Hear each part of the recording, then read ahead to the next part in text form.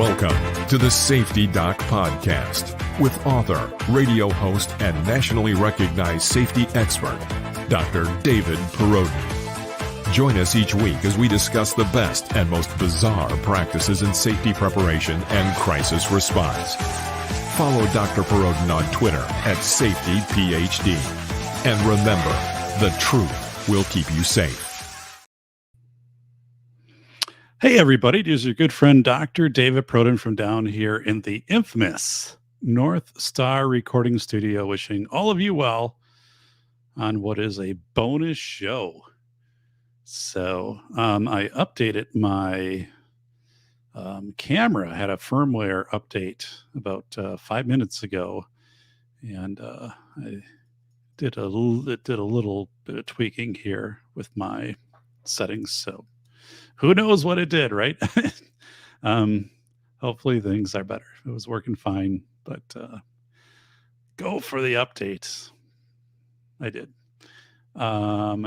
Yeah. So, hoping everybody's well. We have the potential for some moderate snowfall overnight, but north of us in Wisconsin, you get to the middle of the state, and they could see about a foot, and you go up, and it could be 2 feet of snow, especially toward Lake Superior, up in the Superior Ashland area.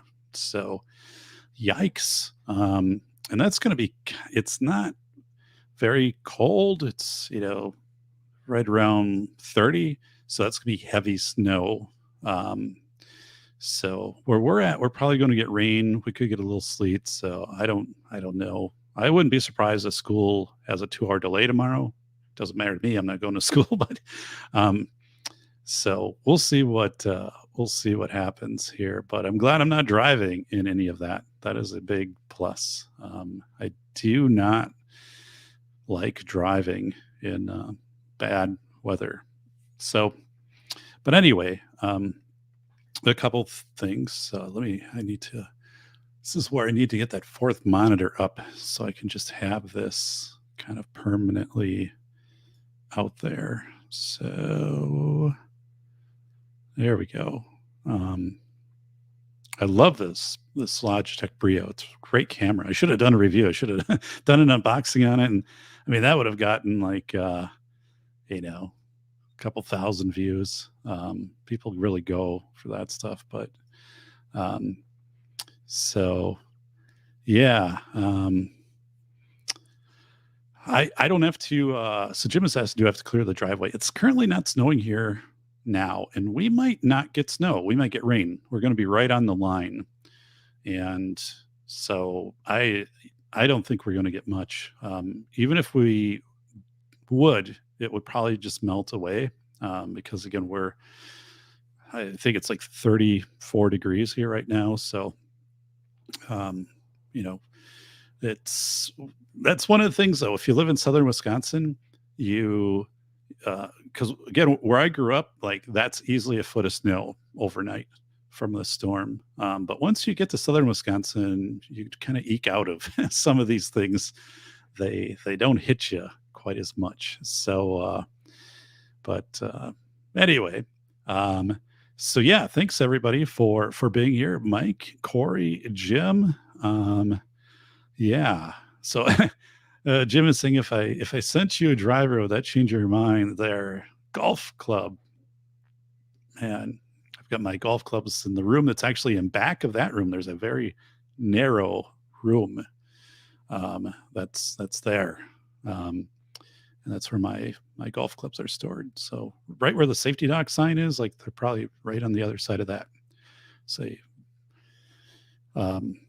so yes, I am getting ads from the villages in Florida.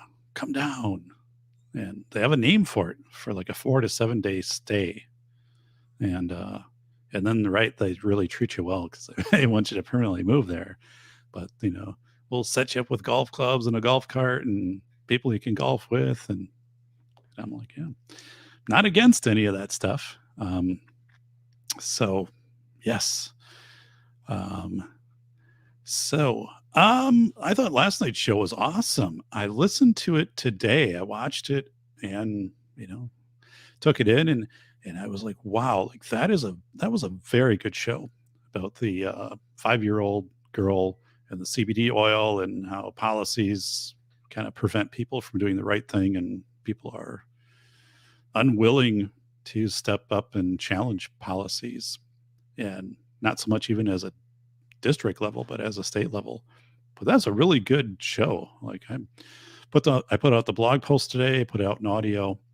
Um, so I'm just, yeah, I look back on that and I'm like, because that's the kind of stuff I talk about when I teach, So, but today we're going to talk about an article that I read today, and I want to get your take, your vibe on this, because this it's an article that's I don't know if it surprised me a little bit, but I'm going to show it right now. So share screen. There we are. I gotta always do this. All right.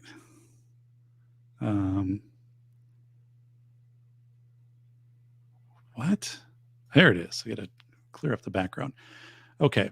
So this the title of this, it's from the Good News Network. And so we're going to critique this article together. This is by Andy Corbley, December 8th, 2022.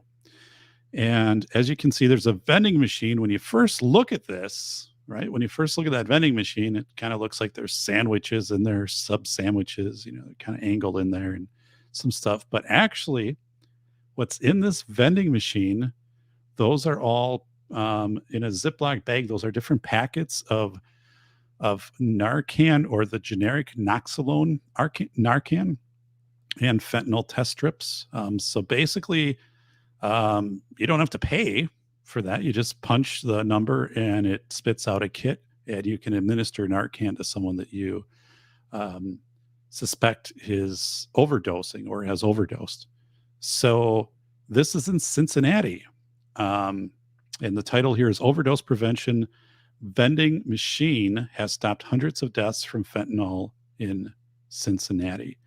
So I thought, when I saw this, I thought, well, I want to include this in my spring class, which is for aspiring school leaders, because this is something that is going to come up in schools, in questions, so here's what made me think about this. The first thing was, I remember when AEDs, remember the defibrillators? Let's see if I can split screen. Can I share time with this? Yeah, there, that's not too bad. Remember the defibrillators, the AEDs? Like that. It was kind of a, there were just pilot sites for AEDs back in the day. They were, the technology really wasn't out there. And then there was this whole thing of like, should we be putting something that, someone just could open up and shock somebody with? I mean, like, there are all these things like, what's the liability for just putting this out in a hallway or out in a, concourse in a mall or in a library? I mean, what's the deal? Places where the general public could just get at these things. And then bills were passed, legislation saying, yeah, you can do that. And then it changed and it became not only AEDs, but then epi-pens, epinephrine, for people having allergy reactions, severe allergy, that, you had to have an order for those. I remember when I was a school administrator early on, 20 years ago plus, you had to have an order for epinephrine, and then you had to, it was prescribed per the person, or like if a student brought in their own epi-pen, it would be kept in an area.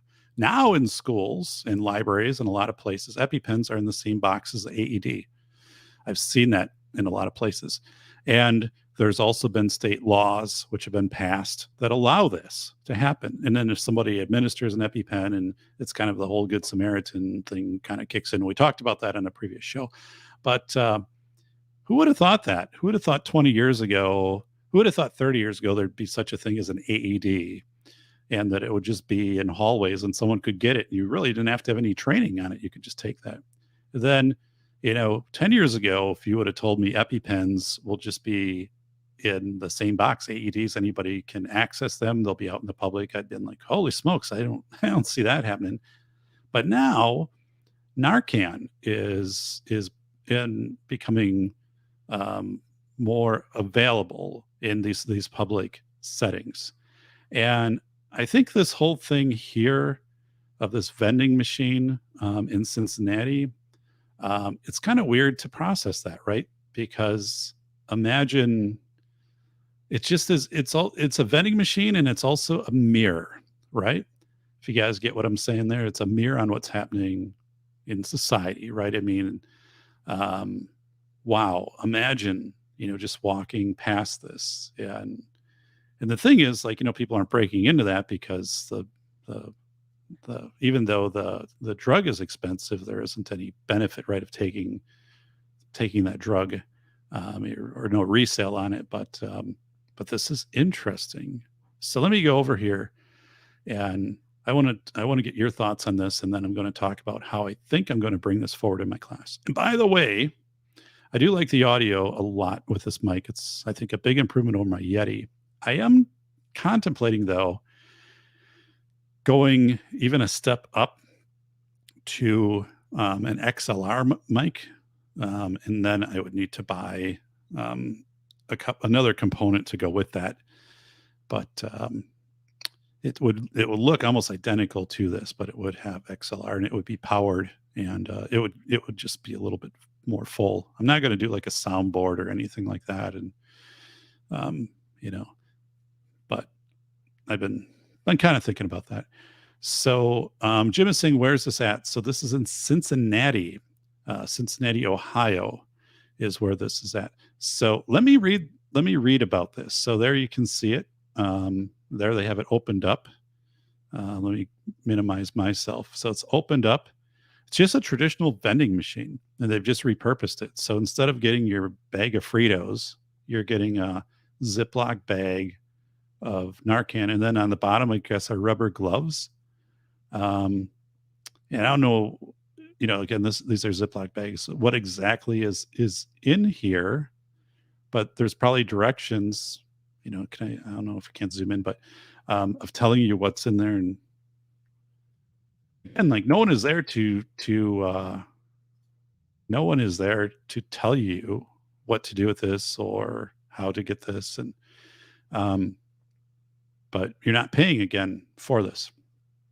So this is Caracole, but this is in Cincinnati. Let me read it, and then we'll get into it. Wanting to see if a simple idea could help a huge problem, a Cincinnati healthcare center filled a vending machine with overdose prevention equipment and asked the university to record its uses. From February to November 2021, a call center registered 637 anonymous people for the program, giving them an access code to the vending machine, which was then distributed 3,360 naloxone doses and 10,155 fentanyl test strips. So, okay. So people would call. Oh, so I guess how this worked is there would be a number on the machine you'd call, and then they would say, okay, type in, 18B or something. And then it would, let them get out what they needed to get out. Okay. So they would record it. Makes sense. Located in Hamilton County, Ohio, the machine is credited for a reduction in drug overdose deaths, as well as HIV incidence, and is cooperating at the Caracole HIV AIDS Treatment Center, University of Cincinnati scientists studying its effects. Daniel Arendt described the method as harm reduction, which acknowledges that some people always have used drugs and probably always will, even if they are potentially lethal in large doses. Harm reduction at as the University of Cincinnati press release describes, as a paradigm that does not support or enable drug use, but instead aims to emphatically meet or empathetically, meet people where they are in the course of their drug use and help empower them to take steps that minimize their potential hazards associated with its use. To this end, program participants were able to visit the vending machine 24/7, away from prying eyes and judgmental glances. Naloxone is the drug that can counteract opioid overdoses, and the test strips can test drugs like heroin that can potentially contain fentanyl. The machine also has safer injection kits, tourniquets, and bandages. The machine was first conceived, put together, and operated by Caracole HIV AIDS service organization in Cincinnati with the help of their nonprofit Interact with for Health. If you are interested in stopping, we're here to help, said Arendt. But if not, we aren't going to turn you away and refuse to help. We are going to work with you and help you take steps that will keep you safe. Long story here. Some of the results are extremely encouraging. At the time the study was published, clients reported 288 overdoses were reversed with naloxone, a number which almost reached 1,000 by time of this writing. More than 2/3 of those who enrolled after their first enrollment detected fentanyl present in the drugs that they were consuming. You would never tell someone who had wildly uncontrolled diabetes to get their blood sugar in check before we will help them or give them insulin, Arendt said. So it is critical to recognize that substance use is not a moral failing, and it's not this thing that should be stigmatized. Instead, we can acknowledge that drug use is becoming increasingly risky, and we can use that recognition to help spur the development of new, innovative methods of providing people with care. These sorts of vending machines have some data of their use in Europe that show they do help. And Aaron's data is the first research done in America, despite such machines being located in Las Vegas and Puerto Rico. So, man, there's a lot of ads on this page. So, looking at the pictures here, so it looks like drugs, some kind of test strips. So if you did have drugs, you could use a test strip to help identify if the drugs were laced with fentanyl, which significantly increases the risk of harm. And then it looks like NARCAN, those would be the things per the article that was in here. So, and then there's, I don't know where the phone is, if you'd have to have a phone or if there's a phone that's on the side of this that you would be connected right with. So it looks like how this is distributed then is you would call and you would tell them what you're trying to do. I'm trying to test this, heroin to see if it's laced with fentanyl. And they'd say, all right, press, B40, and that will dispense a fentanyl test strip or something. And then they'll probably ask a couple of questions. I don't know, but they're gathering some kind of data. So anyway, what do you guys think about this? And I can kind of give you my reaction, and then also I'm going to introduce this in my class. Homeless in America. Hey, buddy, thank you for being here. If they want to get high, let them. If they want to pay for it, want me to pay for it, that's a different story. It's Homeless in America. Corey is here. Sunflowers is here. Bolo is here, helping out with the ads. Thanks, buddy. Right. The ads do help. It's always nice to check in on that and to see it's gone up a little bit.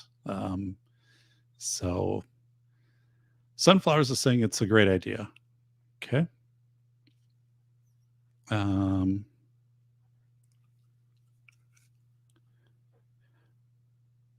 And Jim is saying, I'm with Matt Farrell, undecided.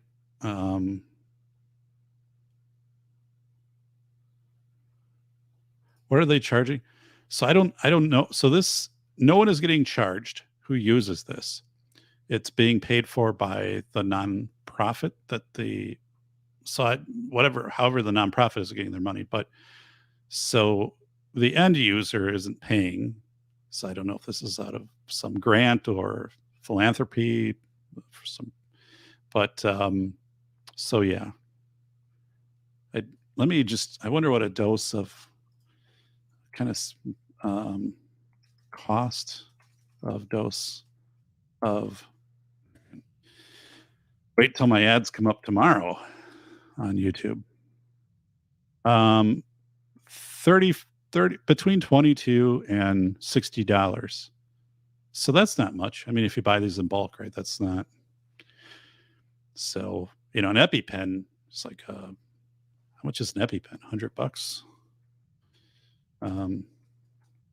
Might be more than that. Yeah, about 107 is right on. So, so this isn't very expensive in the big picture of things, right? Let's keep going here. Yeah. So this vending machine concept is new. NARCAN in public places has been around probably for about 5 years. I think Baltimore City Library was one of the first major libraries in the United States to train their librarians how to administer NARCAN and keep NARCAN throughout the libraries. So you're starting to see this work its way into schools and more in bigger districts, but it's one of those things. If you're a big district or a small district, I don't know if that really influences. It's like saying, well, we'd only put fire alarms in a big district because, right, more buildings and stuff like that. Well, no, you wouldn't do that. So, the saturation of drugs is throughout. So, let me kind of keep going through here. So, public acceptance of debauchery and hedonism. This is from Corey. So there's some cost somewhere with this. I think you made a good point here at New York Outcast that I didn't think of. And that would have been, I think, this article. So so it's a well done article. It's very thorough. Andy Corbley, I think the question, right, that you're asking is a question a lot of people would have. Well, how much ultimately does this cost, right?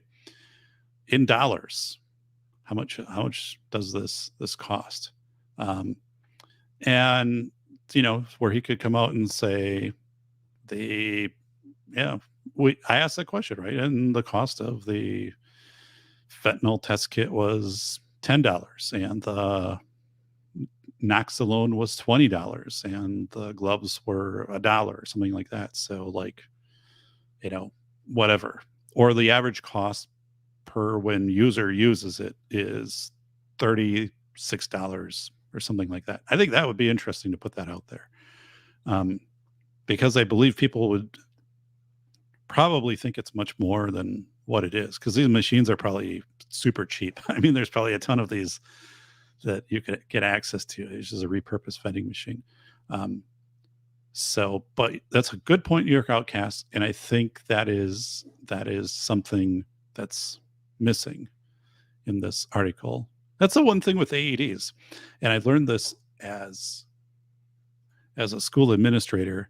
AEDs initially, people like a Lions Club or something like that, they would donate AEDs to a school. So they'd be like, here's one elementary school, and here's one for the middle and high school, and it was a good thing, right? But the issue with doing that is the maintenance of the AED, and the batteries on AEDs could be hundreds of dollars. I remember when we replaced some of them when I was a school administrator, and the chest pads only last for so long before they go bad, and the adhesive, and you have to replace them. And so, like, and then these things get outdated. Like, when should you just say this AED is obsolete, right? What's the lifespan on that? So once you have one, the expectation is you'd replace it, right? That you just wouldn't say, well, it's gone. It no longer, the battery doesn't work, and the battery's $400. And so, but what's the new cost of an AED, by the way? Let's run that up. An AED, $1,800. Here's another one, $1,500. So let's say $1,500 for an AED. So, you got a library or a school or whatever business in the 80s, 12 years old, and it becomes obsolete, kind of like a smoke alarm. Suddenly you have this cost where these things might have been donated, and now you're like, oh, we got to replace 8 of them. It's $12,000. But yeah, only 2 regions, sunflowers. Las Vegas, Puerto Rico has similar installations per the article. Yeah. Most recently, other cities, including Muncie, Indiana, Winston, North Carolina, Ann Arbor, have followed suit. Wow. Yeah. I would think I'm close to Madison, Wisconsin. Madison would follow suit. It's becoming common due to fentanyl overdoses. Yeah. Yep. Bolo saying, I suspect fentanyl is being used as a weapon. Yeah, from a public policy standpoint, I'm kind of, I'm surprised, right? Especially my work in schools. There isn't much that you hear about fentanyl, and from a state level and school initiatives or initiatives to kind of do this, like this, the vending machine or the test strips, or it's really weird. It just seems there should be a much stronger education response and prevention response. And,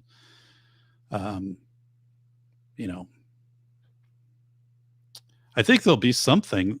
I mean, unfortunately, there'll be some sentinel event where, fentanyl will get mixed into some potluck or something somewhere, and you'll have 30 people who perish. I mean, it'll be,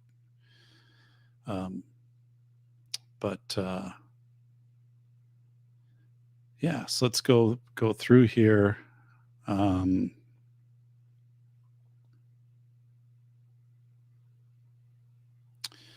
All right. NARCAN vending machines arrive in Rockford, Illinois, and Winnebago County in Illinois. All right. Sunflower's helping us out with some research. Apparently drugs, including fentanyl, are being coming in from Mexico. So Rockford residents can now get free NARCAN. So, thanks everybody for putting your thoughts out there. So I'm looking at this saying, okay, so I'm going to present this to my aspiring school leaders and to say, there have been fentanyl overdoses in your community, along with just other drug overdoses. But fentanyl's in your community, regardless of the size. It's a community of 1,000 or 20,000. And parents are coming forward, some community groups, they want the school to be a part of this, not to just the school to do it, but they want the school to be a part of bringing kind of like this idea, this fentanyl vending machine concept. So they want one like right at the school, and they want one outside of the police station or something like that, whatever it is. So what do? How do you respond to that? How do you become informed? Are you talking to your insurance carrier? I mean, what direction are you going in? How are you informing yourself about the issues in town, the actual numbers and what fentanyl is? Like, how are you getting that information? And then, and then your liabilities, right? If you do this, what liabilities, because you have a fiduciary and to inform your school board to get information. So you'd have to be working with legal counsel but again, when I talk about working with legal counselors, there's different sides to that. If you tell legal counsel, we don't want the fentanyl vending machine on campus, then the legal counsel will help you figure out your best argument to not have the fentanyl machine on campus. If you say, we want this on campus, then they'll help you with that argument. So, but I think, so where do you go on this? How do you become informed? How do you inform your board? Would you make a trip to a place that has this, like Rockford?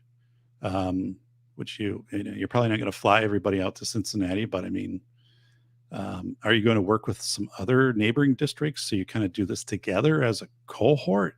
Because it's really hard for one district to kind of step, unless you're a big kind of progressive district, but to make the step in this and say we're going to be the districts that's doing this, you know.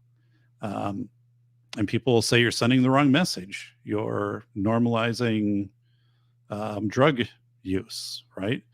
And so where do you work with that?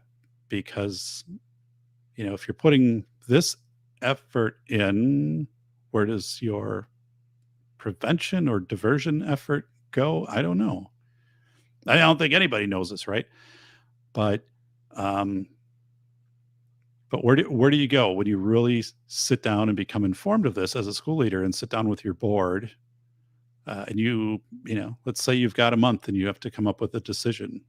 Um, and if your decision is yes, let's say there's no cost to you as far as, they'll bring in the machine. There's a private group which will make sure it's stocked. It'll have like video surveillance. It'll have this whole process. But, how do you advocate with the state that the state maybe gives you a variance on maybe some responsibility, or the state, I don't know, is endorsing or at least exempting you from some punitive responsibility, or not punitive, but responsibility on this. Because what could be an argument, right? Let's say somebody feels they're overdosing and they try to get to the machine and they don't make it. And then a lawyer says, well, you've sent the message, they should go to the machine, when what they should have done is maybe call 911, because that would have triangulated to the position and 911 could have got to them. And instead, the message was go to the machine, right? Is kind of what there could be a legal argument with that. I'm not trying to really push that out there, but so these are things like these school administrators never had to think about before, right? And so this is pretty big stuff. And yeah, so where do you go with this? And I think I'll talk about that in just a second, how I would coach them kind of through this. CRP should refresh, never learned AD. Yeah.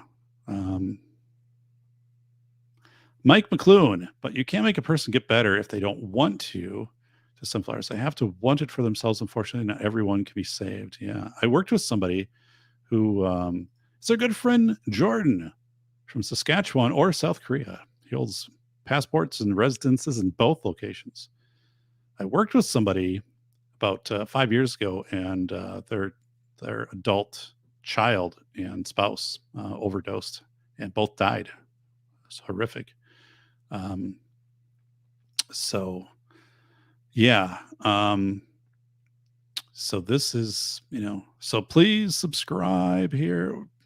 I see we've got 7 thumbs up, and the channel has stayed at like 1,255 subscribers. And so, if you could share the word and whatever, and be nice to keep adding a little bit, 5 subscribers a month or something like that would be great.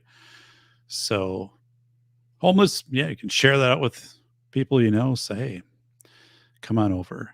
So Sunflowers is saying, not helping drug addicts is more costly to society in terms of money and socialness. So, yeah, so, I'm looking at this and thinking, okay, so let's say you're a school administrator. This is being proposed, you got to become informed. You got to understand the effects, what fentanyl is. So you're going to be talking with physicians. Those are the people who are going to inform you. And then you need to understand how these pilots have worked in other places, which probably means you're going to be trying to call people in those places or set up a Google chat, or to, go there. I mean, if it's going to be like a community is thinking of doing this, they need 3, 4 people to probably go and meet with these people, right? To see how this was set up, to talk to people, to become informed. Um, Kind of see some of these these pilot sites, right? At least so you're informed. You need to be talking to your legal counsel. And again, that discussion is going to um look at this. I got one for Jordan right here. Jordan, this one's for you. But your legal counsel will tell you, you tell them which road you want to go down, and they will kind of give you the pros and cons, but they will help you go down that road, right? So again, if you don't want this, that's the argument that'll be coming out. And if you do want to support this, right, that's the argument. So you got to know from your insurance carrier. You got to make your school liability insurance carrier know that you're going to be participating in this. You got to be advocating then at a state level. You got to be talking with your legislators, your Department of Public Instruction, and very thoroughly documenting and trying to get them to move on this stuff, just as they did with epi-pens and things like that. They usually name bills like that, after someone who died of a anaphylactic reaction or something like that, where someone is championing this bill. So you need to get all of these things ready to go. And then I think you're going to have people who will say, no. And then, and obviously, yes. And I think the no part is you've got to be looking and saying, we didn't have AEDs at one point. We didn't have epi-pens at one point. And people could say, yeah, but, heart attack or a anaphylactic reaction is that's not as much of a choice as just something that happens to you. And so, you're going to have those types of things, that are going to come in, but you have to have everybody aligned, because if people start wavering from their position on this, it's going to all fall apart. So got to be aligned, got to get yourself, and then, who are the people that this is impacting, where do they live? What else do you know about them? Do they have family? Are they accessing other, so there's this thing called the community health needs assessment, and people don't know about this either. Let me bring it up. I do this in my spring class. Every county or parish, but every place in the U.S. has one. Started about 15 years ago. Community health needs assessment.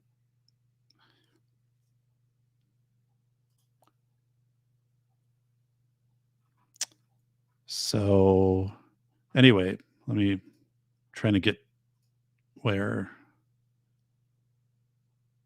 Okay.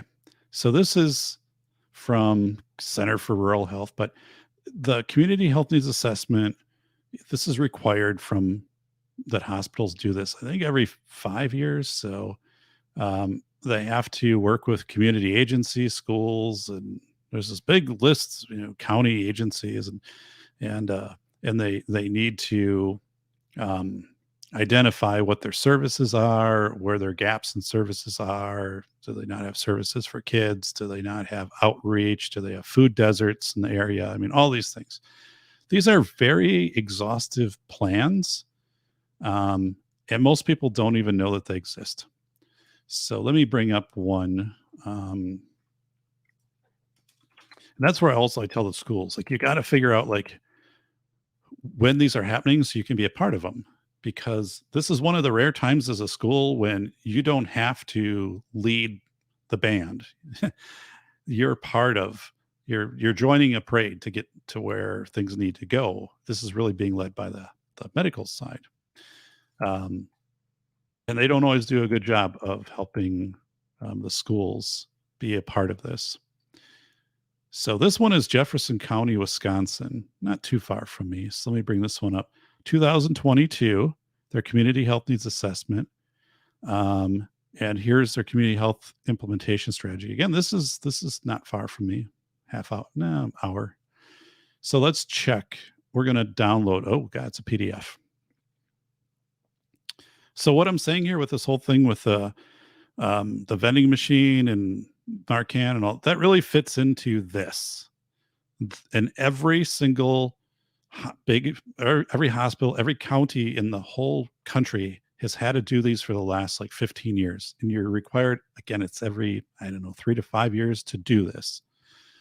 So this one is the Dodge Jefferson Healthier Community Partnership, and it's led by Fort Healthcare. The hospitals have to lead this. And this ties into their funding, right? And again, I'm talking about this. I did a show on this a long time ago. But this is also missing from that article. This thing's 111 pages, by the way. But the article that we just read, that dude should have mentioned. Let's just try here. Let's just try Cincinnati. We'll come back to this one. Cincinnati WKRP, Cincinnati Community Health Needs Assessment. Yeah.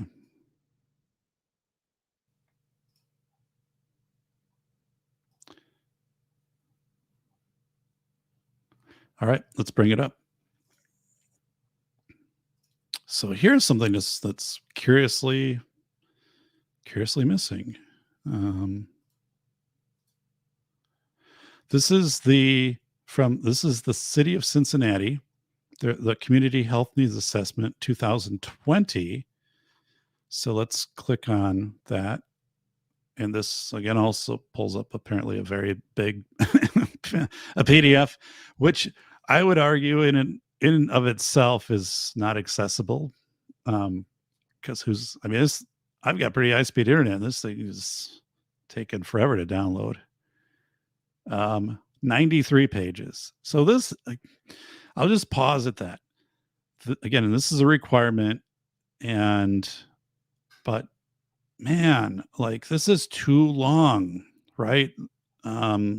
These documents get to be so big that the reality is no one reads them, and they get so nebulous that no one's accountable. But they try to be thorough, right? Because they're there for funding and they want to cover all this thing. I'm not saying these are all bad. I just think like there should be some expectation that these things don't grow into these, these omnibus, monstrous Leviathan creations, because I just don't think they're accessible by people. So this is from Ohio. So this is something that should have been in the article, right? This is something where the author of the article should have had two parts in there, I think, that were missing. One is, how much does this vending machine, the contents, cost? Is a great question. And then the other one is, okay, like, so how does this fit into the bigger picture? Boom, the community health needs assessment. Here's the city of Cincinnati, and they do this, and someone should have mentioned that, right? And then probably like when this interviewer is talking to people, they don't even know this exists. But let me try to get the people that participate in this, because they're going to list. Okay, list of the stakeholders. Let's make that big. Okay, so these are the people in Cincinnati who participated in the community health needs assessment. Christ Hospital, Cincinnati Children's, Lindner Center for Hope, Mercy Health, UC Health. Oh, I thought I expected this to go on for pages, but it didn't. Okay. There probably should have been school, community. Definitely school should have been in this. Interesting, but so boom. So what are some things that they have in here? Significant health needs of the community. Okay, this is 2020, 5-year infant mortality rate. I don't see, there's got to be something of drugs in here. So let's find it. Accidental drug overdose. Page 10. Will it let me go there? It does. So this is right from the Cincinnati, right? It's where the vending machine is. Accidental drug overdose looks like it went up in 2017. And then this came out in 2020, but still, like, it doesn't look like it's a straight line up, right? This looks like it's like it bumped up in 2017 and something happened apparently, and then it came down. Accidental deaths also bumped up. Then, and then obviously pandemic, right? So this is all probably real wonky, but this is interesting because from this, you would probably just expect that it would start here and it would have kept going up. So this makes its own story because as a reporter, you could come back and say, well, it looked like things had leveled off or things were kind of coming down. So was there something in 2017 that was done? So I don't know. Again, that machine has just been out there last year. Unintentional drug overdoses by male, female, and okay. So anyway, I guess my point there is what I just talked about with that community health needs assessment was missing. Here's the one not too far from me. And let's see if they put who they involved in this. Healthcare, county health, Watertown. They don't have school districts. They should. Most that I see have school districts listed. Let me go down and see if they put it in here anywhere.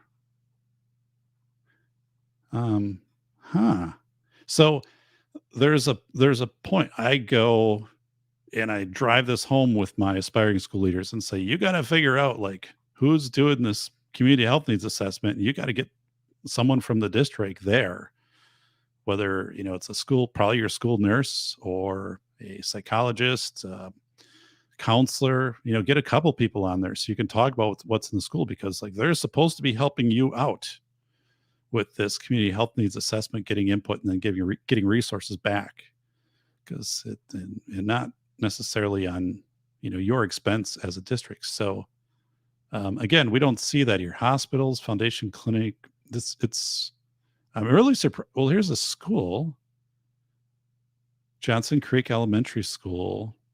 Okay, man, imagine if you're the kid is a tomato here, or strawberry. And a couple of years from now, they're like, hey, remember when you were the strawberry in the thing there? The community health needs assessment. So kid's like, yes, I remember. I got talked into that. I'm not sure what this kid is. Right. This kid right next to the I'm not sure what that is.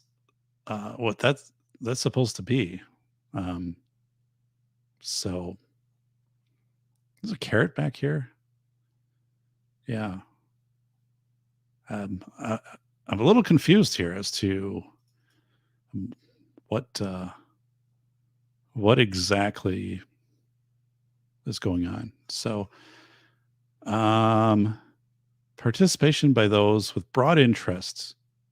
Okay. Participation in focus groups for the Community Health Summit, creating this community health needs assessment included, but was not limited to. All right. Does it say schools? Migrant worker education, Premier Bank, educator behavioral health, Fort. I'm going to go crazy if it doesn't say schools. UW Whitewater, which is the college there.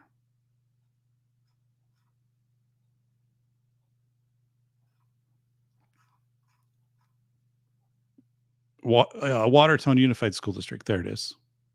Okay. So anyway, so a couple of critiques of that article. I think it's good to get it out there. I would have put the cost in, and then I think I would have gone back and say, hey, there's this community health needs assessment. but I don't know, like, that guy doesn't know to ask that unless somebody actually points it out to him, which kind of makes you wonder, like, why didn't somebody point this out to him? Because they probably don't even know it exists, even though, like, that's a massive amount of resources that goes into that to create this document, that I often find just, it gets done and then it's a lot of people have no idea it ever existed, or the process existed. So, Mike, why call an EMT for that stuff? Can you play Russian roulette with a semi-auto pistol asking for everyone? Oh my God, Barnaby, do not do that. I think you missed my point. Yeah, there should be programs available for substance abuse, but the person has to want to get clean versus wasting resources. This is from Jordan. You have to make the choice. It's all you have, even if it feels like you don't. Sorry for the word salad, Miss Vice President. So,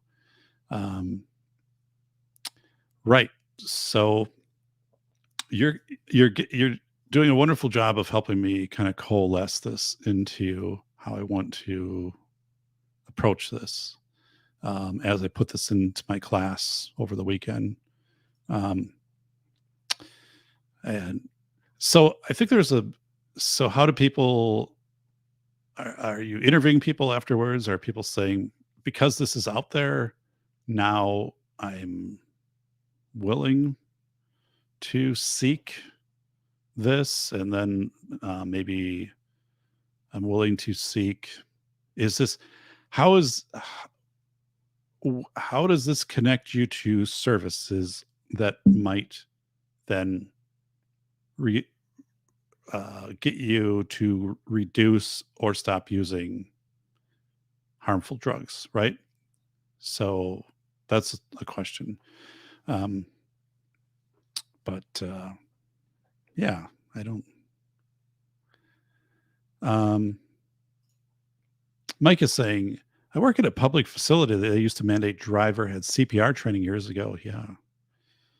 And so in Wisconsin, high schools now require that students have to have CPR, complete a CPR class by the time they graduate, which is new. That started about 5 years ago. Now they don't require it for employees or first aid, which is kind of strange. I think it's kind of strange, or even some awareness of what Good Samaritan law is and stuff like that. But so yeah, so we've got some good dialogue, good points on this.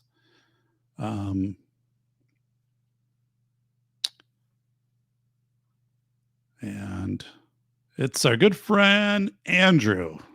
So hello, Andrew.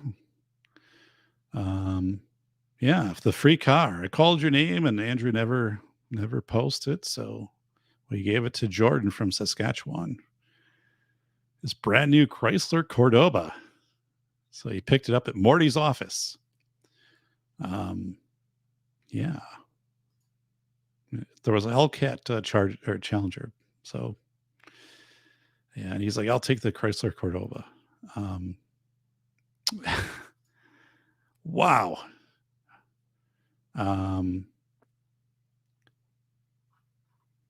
So my boy just came in the house singing Don't Tread on Me by Metallica. Exactly what I was going through my head when I saw your avatar. So I don't know that song. Yeah, let's go. New York Outcasts. I know of 2 people who overdosed last year. Oh, what county is getting free Narcan? What Ohio county is getting a new Intel fabrication plant? Is that the same county? I don't know. Interesting. But yeah. So, so you're going to be, let's say that you're on this, right? You're on this as a community representative, and there's a discussion. What are questions that you'd want asked? How much does this cost? Where should we put it? Like, how do we figure out where to put these things that they make sense? Like, where's the density of people? What's the message we're sending? You know, Are people going to go to the machines versus if they have to, if they should be calling 911? How does that work? Um, what are, you know, if we put these machines in public areas where they're easy to see, are we sending a message to prospective, home buyers, renters, workers that, hey, like, this, we're conveying that this area has the need for this, which every day, most areas probably do, but I mean, you're overtly saying, so people could look at that in one of two ways, like you're being progressive, and or else, hey, like I don't, you know, I'm going to think twice about about coming here. I didn't realize this was happening. So I think these things have to be out there. Like, how do you message it?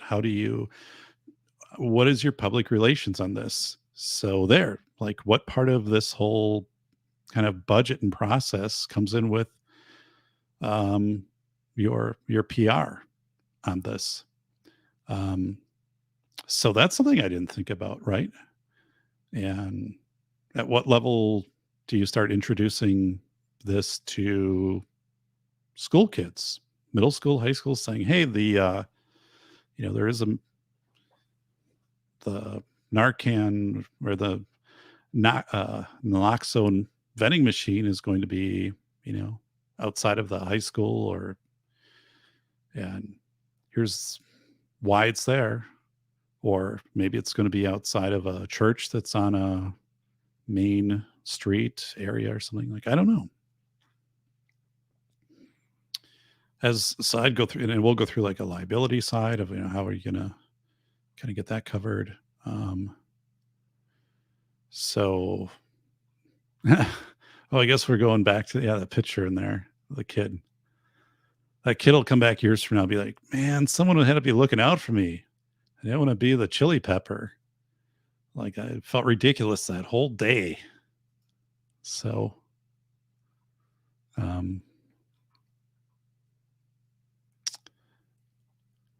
these Narcan vending machines in high use areas? So the article didn't state that. It just said there, I don't know, there were a couple of them, and they put them in areas where they thought they'd be accessible. Again, it's kind of a forensic thing of looking back. I don't know if I assume they still exist, but yeah, it's a good point. So it's a high use area, or is it you're putting these in an area where it takes EMS longer to get to? So people in that area might be able to get to the vending machine. And the vending machine is also there to distribute these fentanyl testing strips. So you can test drugs to see if they're laced with fentanyl. So it's a good question. But so these are that's a perfect question, right? Like, is this a high use area? What's going on?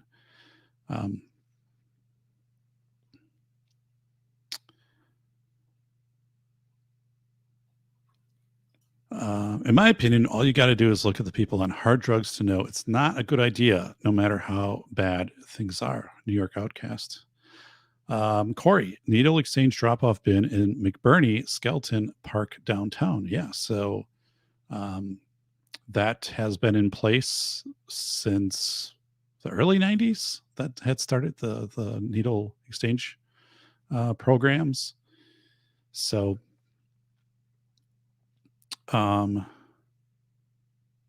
Dark crossed streams, but Doc was first, fair and square. His DLD, yeah, that guy's always got the engine running for a show. He just has to put it in gear. So he's got the whole soundboard effect going on too. So our good friend Dark. Yeah, apparently someone also known as aka they're working on a vaccine that makes addiction inactive, starts with experiments on mice. There are things, Jordan, God, I don't know what they're called. There's a medication you can take, right? I think if medication that makes it so the drugs wouldn't have as much of an impact, and they were giving that out so people would be um, medication to not drink alcohol. Let's do the alcohol one that just came up. Um, okay, so there's a medication called um, naltrexone for alcoholism, and what is it? It's basically, if I remember this right, I saw this earlier that your brain doesn't register the high right off of the buzz off of drinking. It blocks that receptor in the brain. So you're not as addicted to it because you're not getting that sense of the high. So you're taking this prescription. So that so those things have been out there. But yeah, no point. This is New York Outcasts. No point in making life worse. Either you have the money to kill yourself, oh my goodness, or you end up jonesing and burning bridges or get bad stuff. Wow. That, first of all, take care of everybody take care of yourself. And I saw, is it Canada that has this assisted suicide thing? I don't think I would necessarily do a show on that, but yeah, they have an ad. Um, they hired a fashion company, La Maison, to do this ad about it's in the New York Post here, an ad about euthanasia. So I won't play the ad, but I'll bring. So this is coming out in Canada. While Canada allowed euthanasia 6 years ago, the practice has been limited to those with terminal illness over the age 18. However, in March of this year, 2022, the law was amended to allow for euthanasia for patients whose natural death is not reasonably foreseeable, paving the way for mentally ill to receive medical assistance in dying. Or largely, it would be anyone. So, but it's Vanessa Kitty. Hey, Vanessa Kitty. As I said, I'm going to have a lot of interesting ads in my searches tomorrow. Right. Corey is saying that would work with physical addiction, but not the underlying problems. Temporary patch. Yeah, you're right. You're right. So you're dealing with direct causes, to buy yourself more time, maybe, to come up with a better solution for root causes.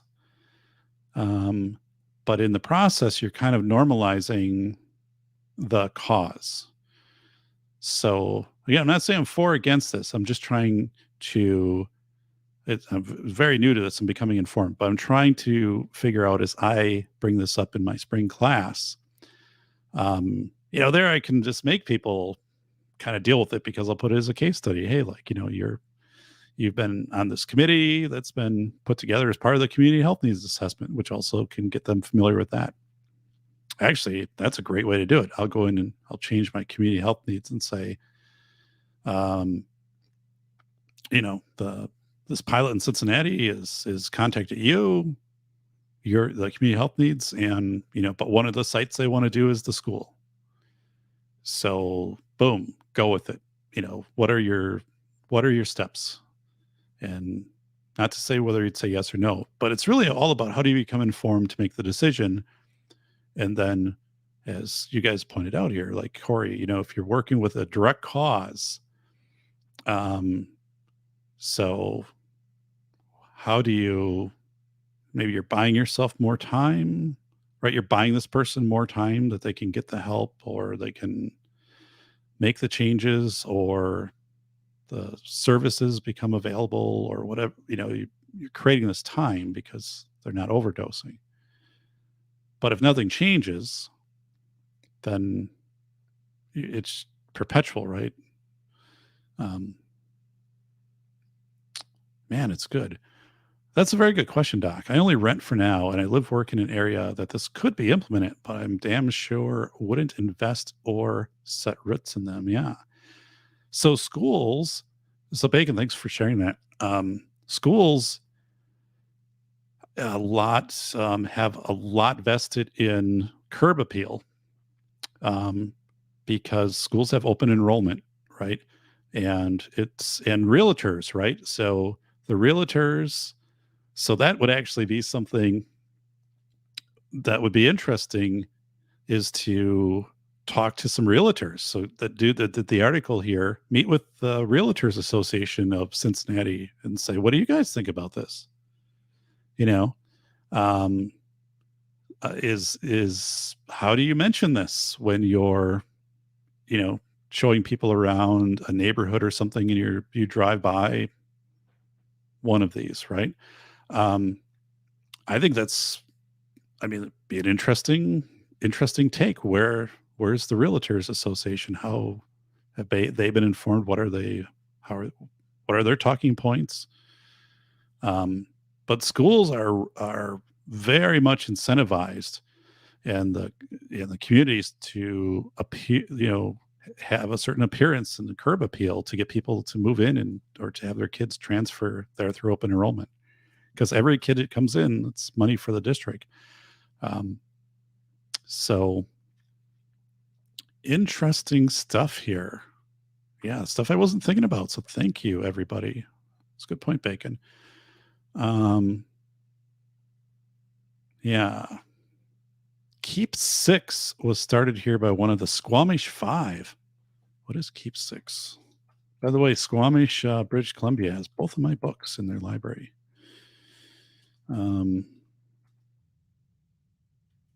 So thank you, Squamish. I don't know what it is.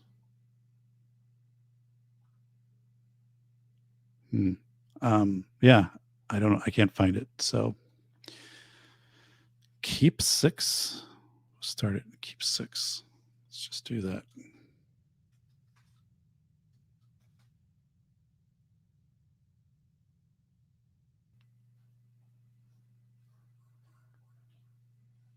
I don't know.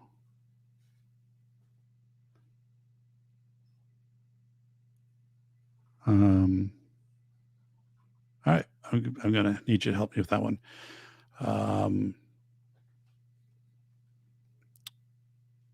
So Vanessa's saying, should we do nothing with overdose, folks? New York. So as the questions are coming up in the chat, between all of you, these are the questions that are going to come up for the school folks, and the community folks will be there, and the realtors, and the business owners, and just right, people who've lived there, people who've lived there a short time, long time. These questions are all going to come up. So you've got to be. I think you've got to have a step where you're having public relations involved and in communication, and saying what do we anticipate will be the questions that we get, and these are going to be questions. So you've got to be, and then you go to Cincinnati and you say, how did you deal with these? Like, did you plan ahead for these? Did they happen afterwards? How did you? So at least John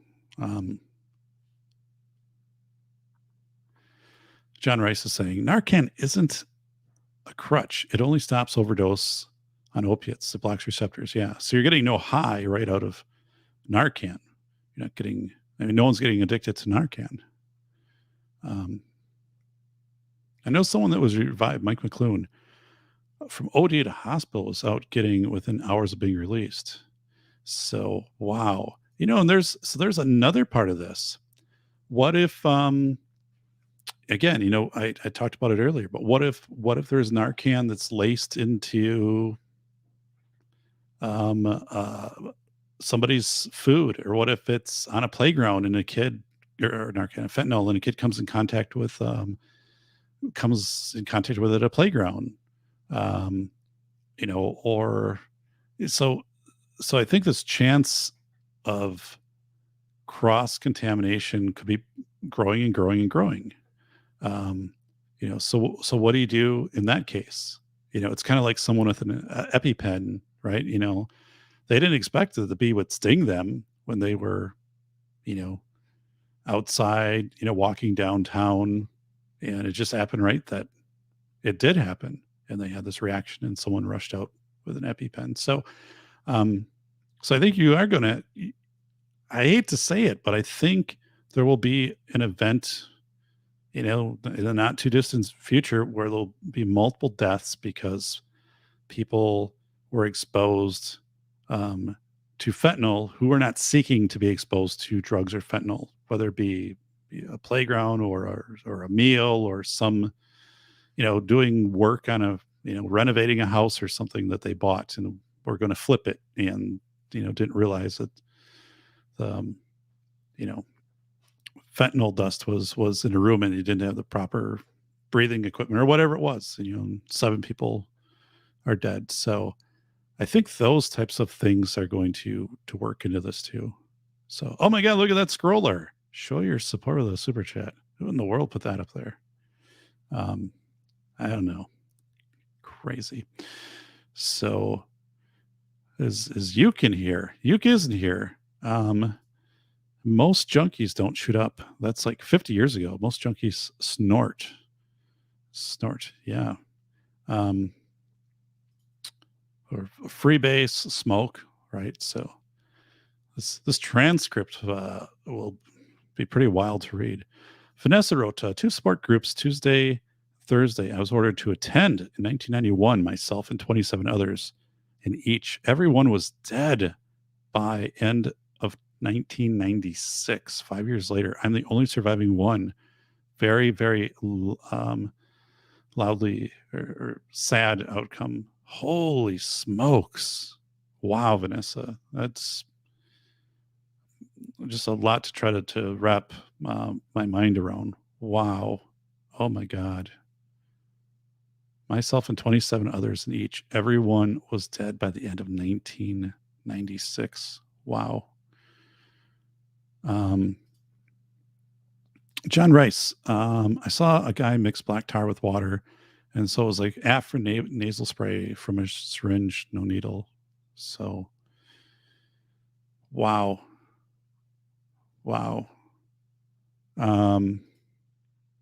Jim, I saw a reusable syringe rig within the last 20 years.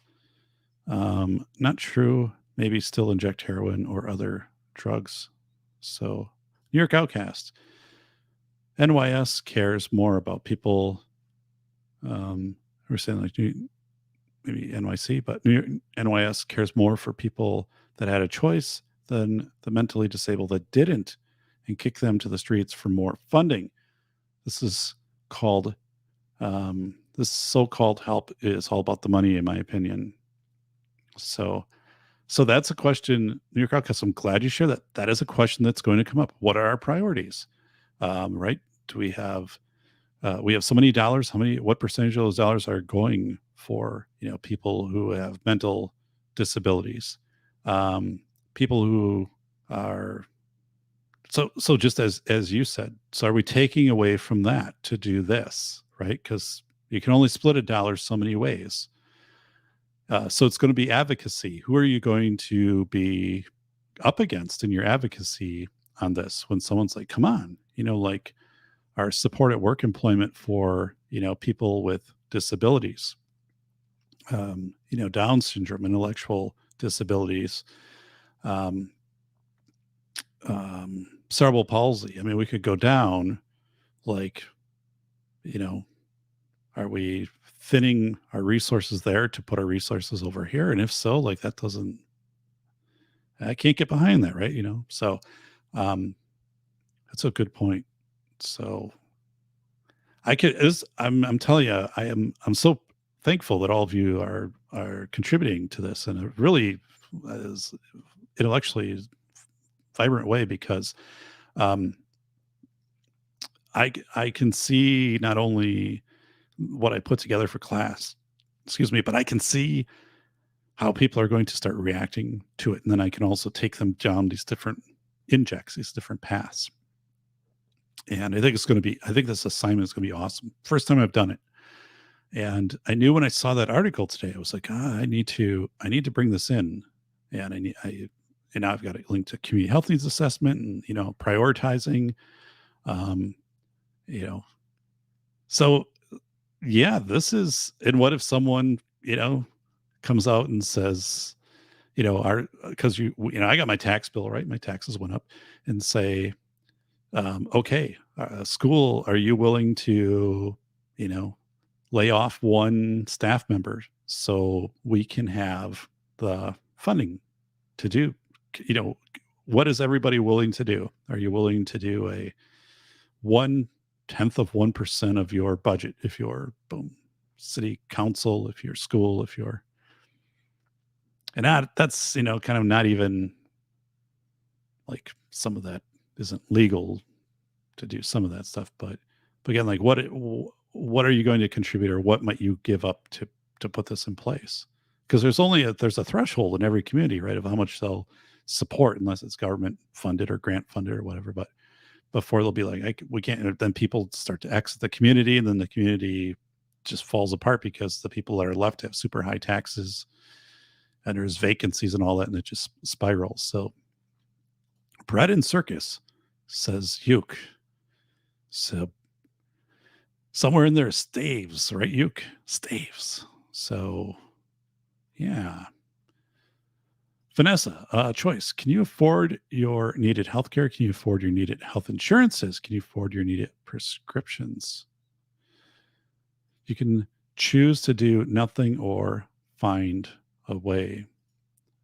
So this discussion, right, I'm just going to, part of this will come on to priorities. Part of it will come on to priorities, right?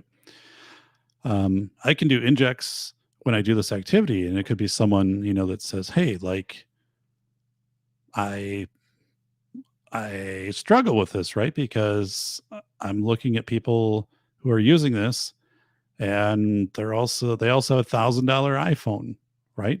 So, um, okay, what does that mean? Well, $1,000 could have been, but I mean, you're going to see people go down these paths. So I want to equip, people and get them thinking.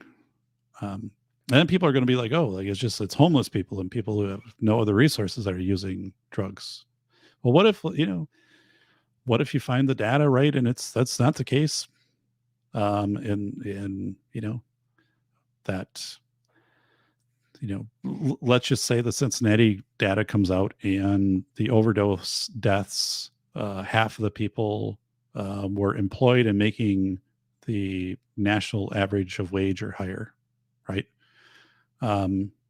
So, it's like, oh, like a nurse, never overdosed on drugs, or right, a plumber or an accountant, or so I think there's this thing too of your part of your presentation on this, part of it is going to say it's this, it crosses many, if not all areas. John Rice, I don't believe in big pharma except for antibiotics. Mostly I use herbal medicine. So yeah, holy smokes, John. I have seen, like, it's really sticking out now. The number of commercials for the pharmaceuticals is unreal. Just regular stuff on TV. It's like every third commercial, and it's all of this stuff, which is, of course, all these horrible side effects, which I just kind of run through. But, and I'm kind of like, if you have a rash on your arm or whatever, and you're afraid to go out and not wear a shirt, I'm like, I don't know, like those are just things that people had, right? And now, you can take this medication for it, and these other things. I'm just like, the money that's being spent on that. And we also, you bring up a really good angle on this too. The DSM book, the medical diagnosis book for mental, I guess, conditions. Number of pages. DMS 5. Let's just do that one. All right. The DMS. So the DMS is the Statistical Manual of Mental Disorders. So this used to be, like 50 pages. The 5th edition, I think this is not current. I think there's a 6th edition, but let's go to pages. I believe it's 900 pages. It is 991 pages long. So this is 2013. Yeah. So there is a new one out. 1,000 pages. Okay. 1,000 pages. And it's the book of the diagnosis. And this is what psychiatrists use, psychologists, MDs, right? Where they'll say, you have OCD, manic depressive, whatever. So 1,000 pages.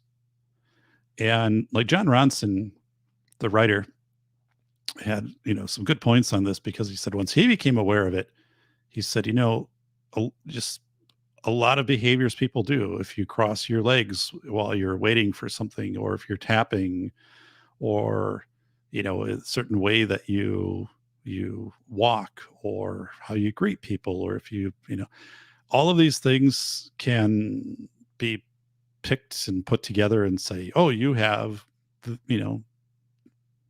8 of the 10 qualifications for this diagnosis, right? So this whole thing here is 1,000 pages on the DSM. So I think, John, what you're saying too, right? Or Matt, you're probably not saying this, but I think DSM, the growth in DSM goes hand in hand with big pharma growing, right? The more diagnosis you have, the more treatments you can issue, and the more treatments that are probably not therapy based, they're medication based. So this whole thing gets into bigger issues, right? I mean, John, you bring up a great question. And so I'm going to bring this up in class and say, but we have this other thing. We're getting really good at pathologizing, right? Of identifying. We have a book now with 1,000 pages of mental disorders.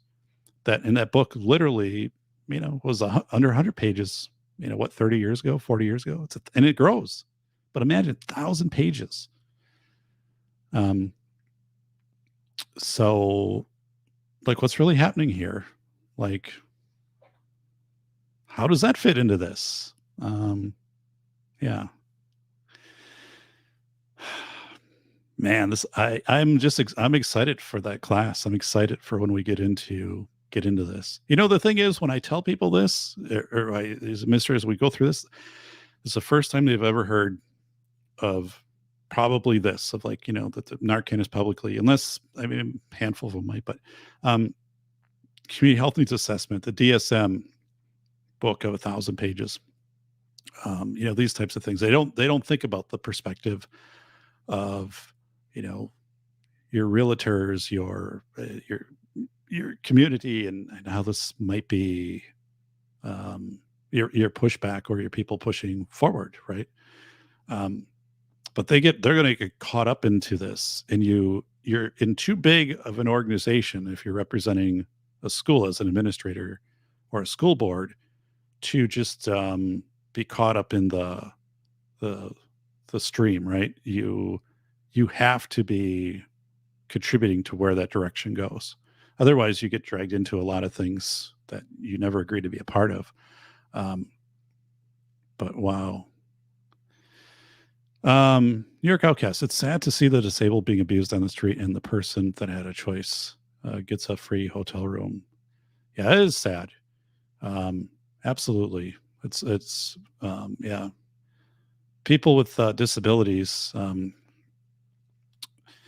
Wow.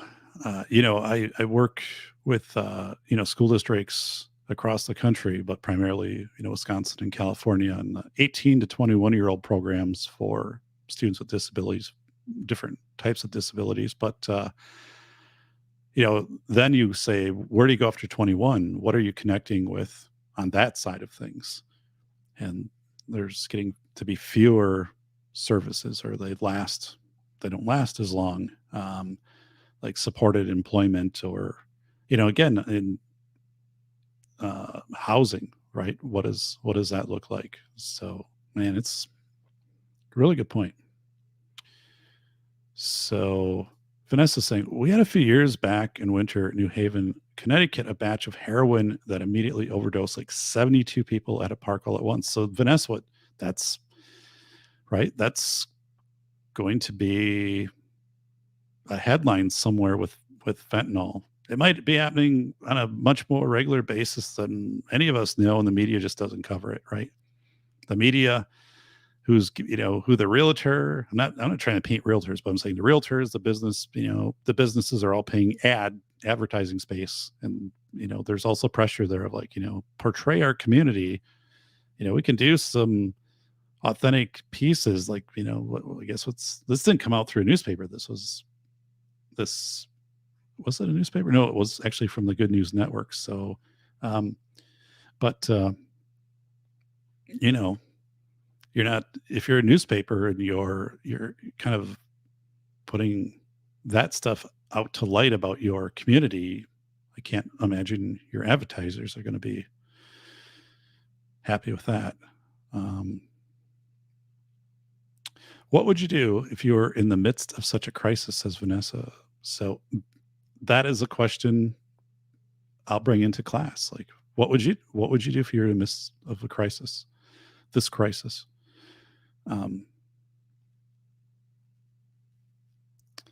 So Bacon is saying, aside from actual charity, my money is being stolen in part to not solve what amounts to honestly self-correcting problem. So yeah, it's a conversation needs to happen from Jim. Vanessa, I worked for the biggest pharma in the 80s. So I don't know. I think I've been like thoroughly trying to keep with the chat and things here, but I've been learning a lot from the chat. And again, what you're sharing, this can be, and part of it too is like what I'm going to bring up is you're not just in the moment, you're bringing up people's experiences that they've had with this 30, 40 years ago at different levels, right? So, there's a lot, and that's where I'm really curious, like with Cincinnati, like how did you, because the guy did a good job with this story. Andy Corpley did a good job here of saying, of telling what happened, but I know you only get so much, and like maybe this should have been like a multi-part series, but like a little more on the history again of this, and who was for, who was against. How did you propose this? Yeah, how did you pick the location? I mean, so I think the photo is really good. The photo shows clearly the Ziploc, so you get the concept of what's going on. The photo is really good.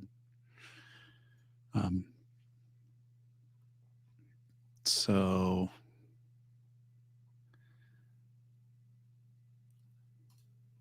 Bacon to Vanessa, ask myself how I got there to begin with. Look, some people are just unfortunate, and I get that, but they've been the example used for people that create their own problems for 60 years.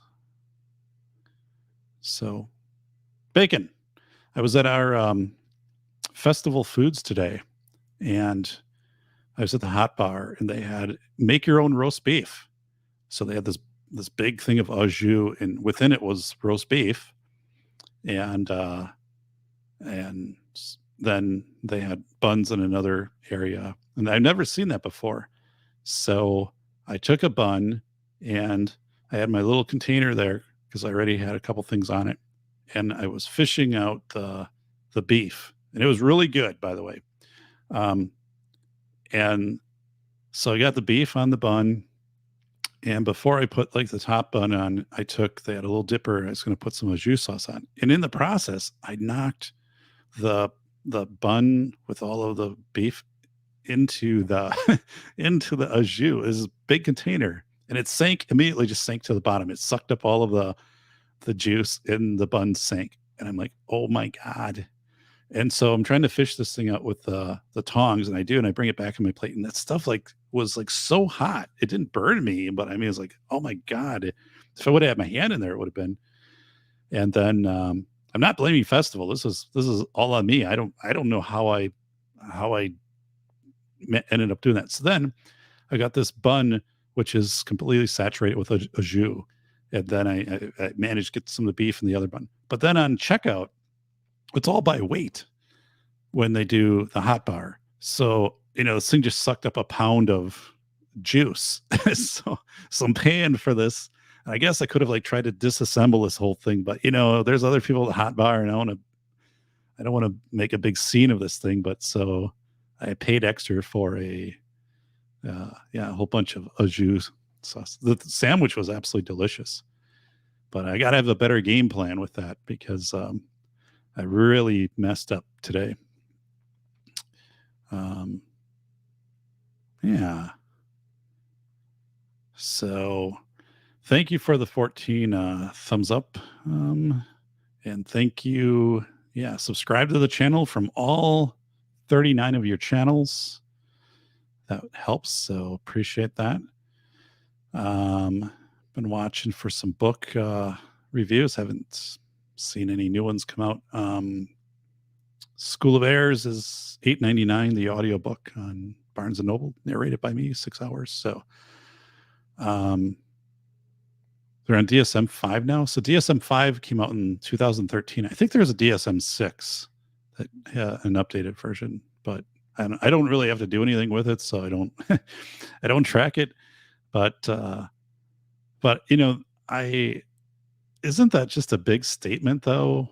That there's a book that will always get bigger, and it has 1,000 pages of ways to diagnose people, to pathologize them with mental disorders.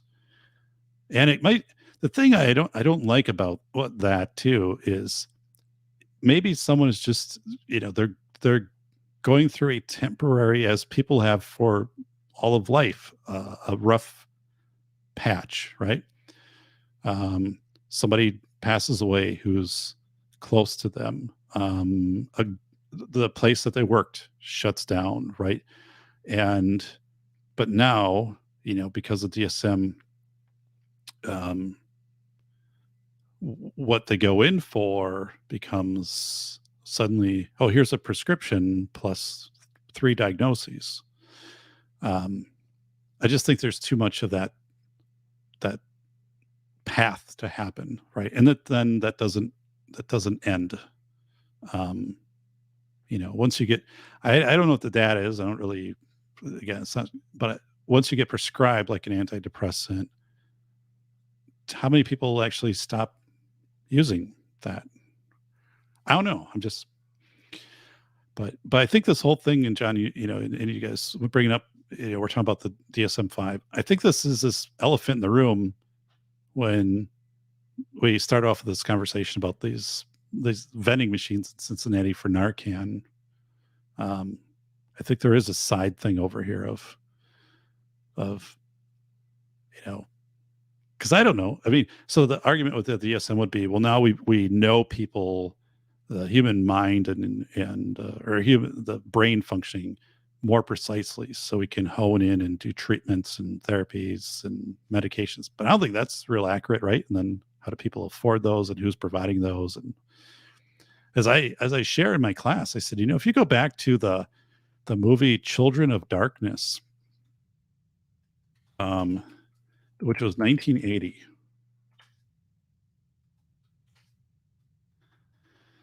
It wasn't that long ago. So let's all right, let's do this. Let's bring it up on the screen. So this is a documentary. It came out in 1980. Again, I was I'd been on this earth for a long time in 1980. 1980 is not that long ago. This was a documentary about strategies for inpatient mental health for adolescents. So here's a kid that they're, walking down a hallway. I'm trying to see. There was a kid that they put into a bunny outfit. If I can figure out where that one is here.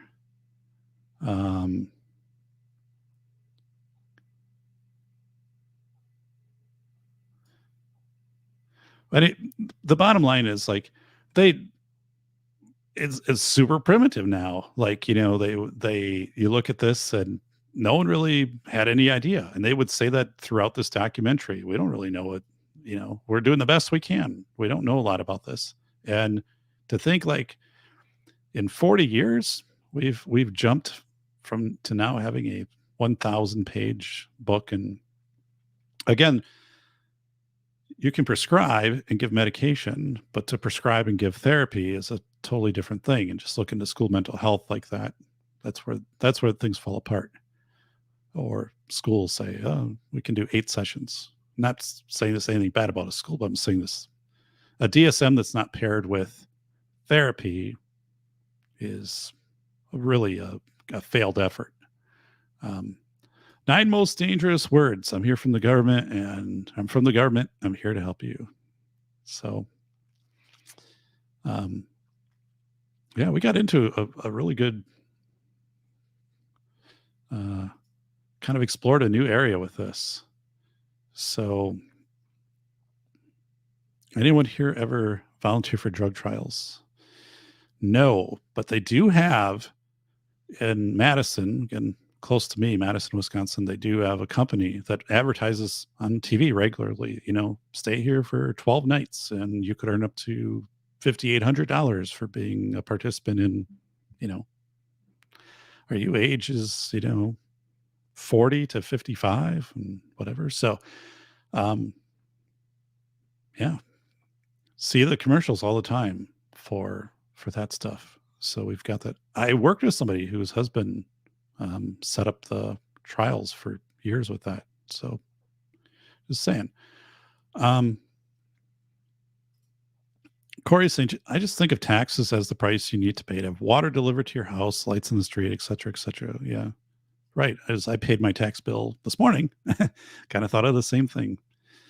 We got a nice road, was repaved in front of our house. It was in horrible shape, but right. The fire trucks, I was there when they brought in the new fire engine, last year. And, there is some cost to doing business. But right. If it was only that cost of doing business, then I don't think our taxes would be as high as what they are, but you're right. Diagnostic and statistical mental disorders. I majored psych. Yeah. Okay.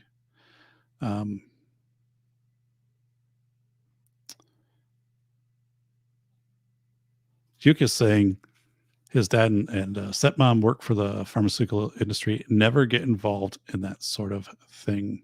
So, yeah.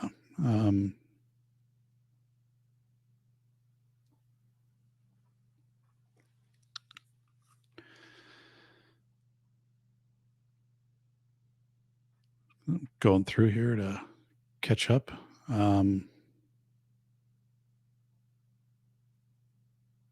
Our water bills have gone up quite a bit too. So,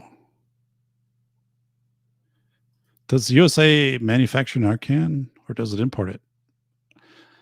I don't know. But again, this is a great question, Bolo, right? Because what if this is mostly imported? And now what if you put this together and other places start doing it and suddenly you've just exhausted the supply chain? So you've got people used to this but the deal is they now can't get you can't keep this going because of supply chain issues and maybe because so how does this couple to manufacturing, in the United States? So that's a question that needs to be asked. So thanks for putting that out there. So that video I was showing before from 1980, Children of Darkness, this is the scene where there was a kid who was running away from the facility, and they put him in leg shackles and they made him wear a bunny suit and they put him in a dumpster. This is true, 1980. And then, and this was seen as okay, right? I mean, no one was arrested for doing this. This was seen as a therapeutic approach, so trying to change behavior. And the thought was the kid would be embarrassed to be running around in a bunny suit. And then they assigned like 3 other kids to watch the dumpster. And if the kid got out, then those kids were in trouble. So let me just show a little clip here. But there the kid is in, so, but he's got the bunny suit on, and let's see if they pull and go. There's kind of, you can see the bigger things. So again, just a framework, when you are talking about issues and things with people, like this wasn't that long ago. So to think we've really moved further. So I don't know how that comes back necessarily on the NARCAN vending machine, but I think it maybe comes back with people of saying, at one time when a lot of people were alive, like I was alive, right? I was probably this kid's age. Like this was considered acceptable, not as a punish or humiliating thing. This was considered what was probably going to change this kid's behavior. I just want to see if they show where the other kids are standing around. So no, that was one of the good. He was a good guy. I mean, none of these people were malicious in this. They weren't trying to, they're not trying to hurt these kids or anything like that. But man, it was, so let's see here.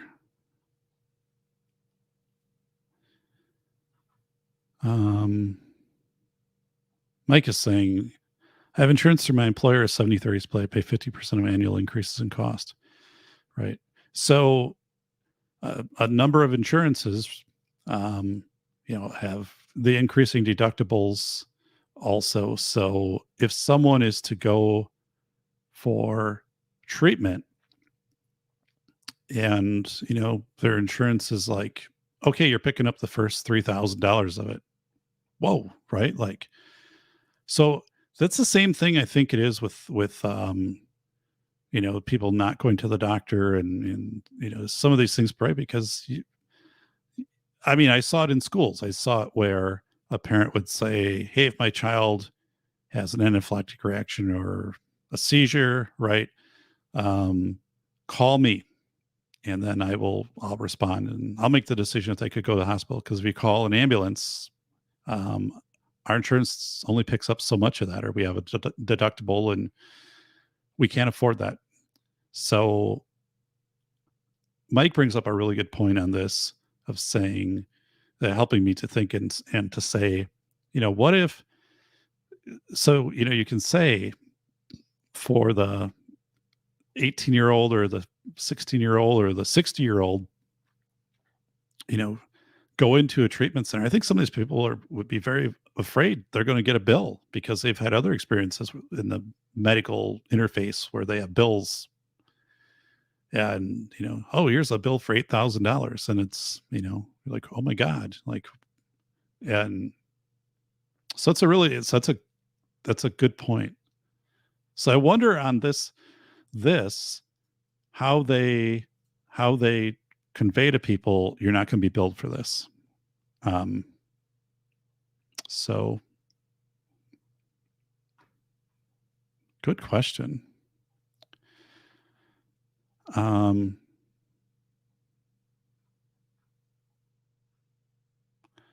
I remember Friendly's restaurants.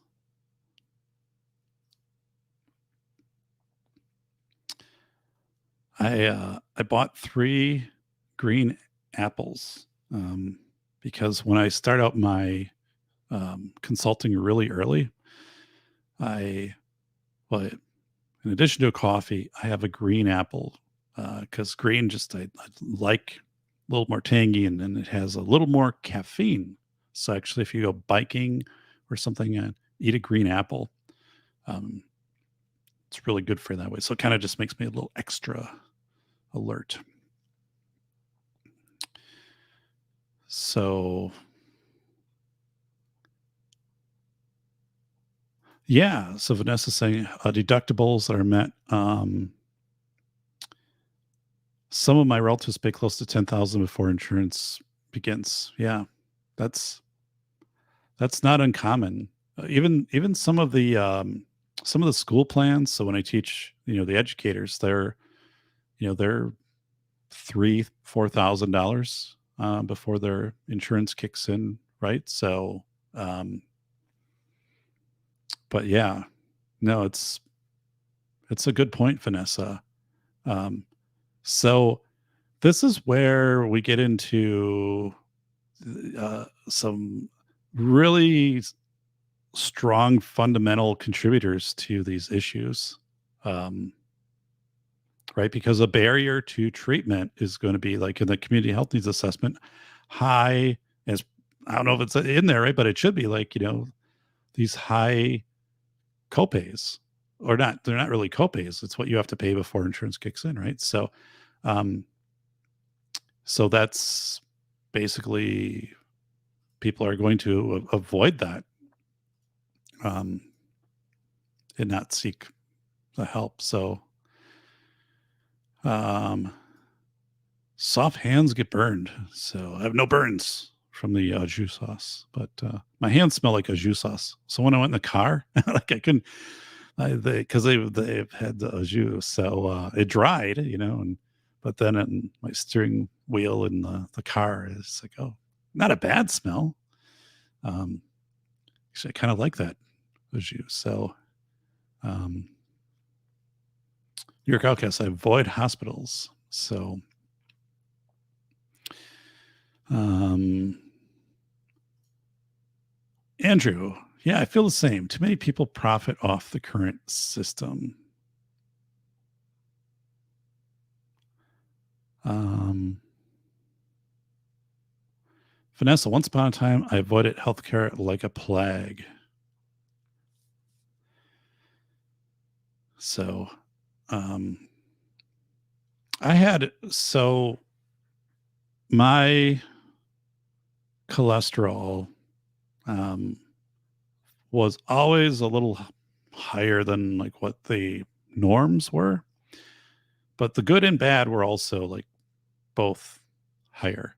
So, and it'd been that way for a long time. And my doctor, and I was in good shape, biking and stuff like that. And I'm not eating, a lot of the fatty stuff and things like that. So I was talking to my dad, and he's like, you know what? Like, he's checking back on his records. He's like, I had the same thing. Like, it's, and so we go back, and there's not this history of heart disease. I mean, my great grandfather was 96 years old, and he was bringing in ice for the ice chest off of the pond or whatever, and he slipped and hit his head, and that's how he died. Otherwise, the guy's out there 96 cutting up ice on his pond in winter and hauling a block of ice into the house. Um, so I just had to have this talk with my doc, and I just said, it's like this is just a hereditary thing. This is how made. So I'm not going to introduce some drug to, the drugs, right? Everything has a effect, or a side effect or whatever. But I'm like, I don't see that there's a need to do this. And so it's like, stop talking about it. And I mean, I appreciate, my doc and stuff like that. And then she did. And I think I said, I look around, I'm 51. Um, I can bike 100 miles. I'm strong.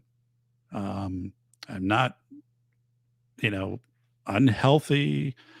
Um, and I think I'm in the minority for my age. So, uke there and Bolo. Those guys know. Oh my goodness. So, um,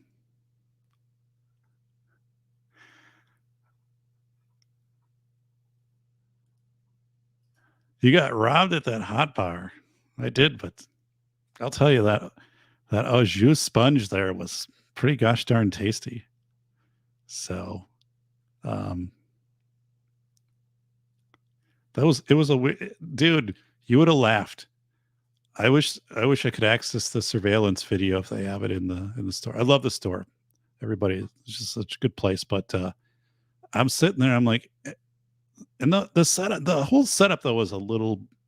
I had to be like, how? So you take the bun over here, but then like, there's not really a good place to set it, and then the container's got the ridges on it, so there isn't really a flat area in the container. Like you divide the potatoes and the macaroni and some like the whole thing was kind of the deck was stacked against me coming into that.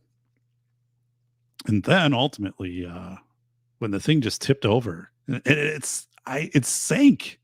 You would think you'd have 10 seconds to retrieve the bun before it would sink to the bottom because the bun no, dude, the the thing just the bun boom sank to the bottom, sucked up all of the stuff, and then fishing that thing out of there was just nuts. Slopping that into the thing, and then I put the lid over him. Just like it's embarrassing. So, but it was delicious. Okay, my girlfriend is bugging me to sleep. This is Uke, and I've got a job interview. Gonna leave Uke, staves, a couple photos. All right, buddy. Take care, everybody. And the TRICARE insurance cost will soon be greater than my military retire pay is per month. So sorry to hear that, Vanessa. You have a great interview. Yeah, I think honestly, as someone who's interviewed hundreds of people over my career, like 4 positions, smile, be happy.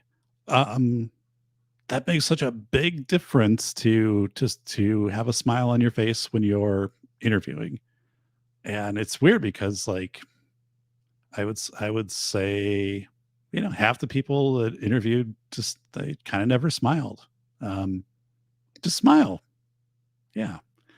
And good manners and a thank, but just be happy because people want to work with someone who's happy or they want someone who's happy or they're like, this person, seems like they got a good outlook on things and, some good vibes here. So like, that's so big. And the going for a job and hiring stuff is those type of things. So it's my thing there.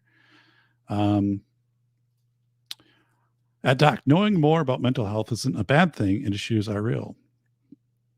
So thanks, Sunflowers. Children of Darkness sounds like the original story of me and my brothers. So, my goodness, bacon. All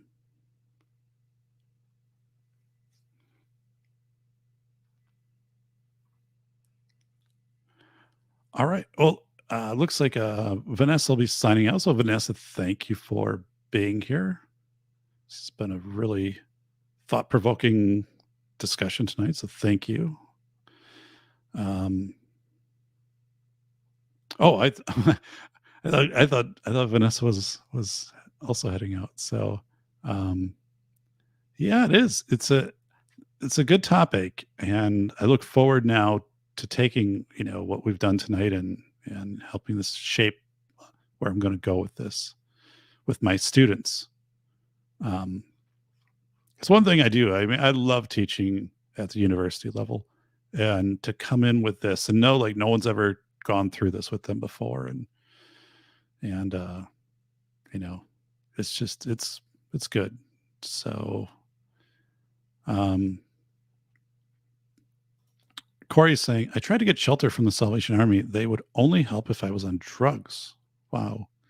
So Corey, like some of the Salvation Army buckets in our area, they, I guess they can't get bell ringers, and they have a sign. They have the bucket, and they have a sign, and it says, I didn't take a picture of it, but in the sign says, to donate, text 72140, and then you can Venmo or PayPal money to. I was like, holy smokes! There's just a bucket and a sign, and it's a digital transaction now. It's a cashless Salvation Army. It's really weird. Just from all the years of the bell ringers and the thing is, I'm just like, holy, it's really strange, man. Um, yeah. So Corey, what I comment on has to kind of stay here in the largely GPG rated area. So, um, yeah. Mike McLuhan, to John Rice. My cousin used to drive shuttle van for a local ambulance company, and they transported people to the local clinics on the weekends for methadone maintenance. That's it. That's what I was looking for. Methadone maintenance. Yeah. Yep. So one of the questions, or a question that's probably going to come up with the vending machine concept and all of that is, okay, is there also a methadone maintenance program, or that people become aware of it? Is it on the side of the box here that this thing, or is it, do they tell them like when they call in, or how does that work? So I don't know.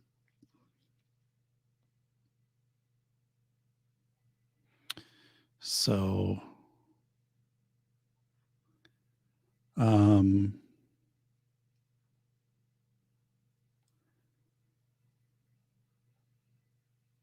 wow. Um, 30, dodge a bullet. They prescribed the same statin that had a class action lawsuit. Yeah. So you're doing good, Doc. Well, thanks, Newcast. I appreciate that. Um, so cutting fat is not good. You're right. There was a point when I was biking and I realized that, because I'm kind of like, it was like, I don't know, 2014, and I was in great shape. But as I was like really curating what I was eating for biking, I cut out more and more fat. And as I did that, I became less and less proficient. Like my endurance was down and just other things. And somebody had said to me, who's a cyclist, said, you've got to keep like the fat. It's like essential. Like, some fat has to be there. If you go down, super low on that, your performance is going to go bad. It's not good for your body. Right. So then I brought like fats in, such as like peanuts. So I will eat like 2 jars of peanuts a week. And I've done that for, you know, last 8 or 10 years. So, but yeah, it's a good point. So, um, yeah,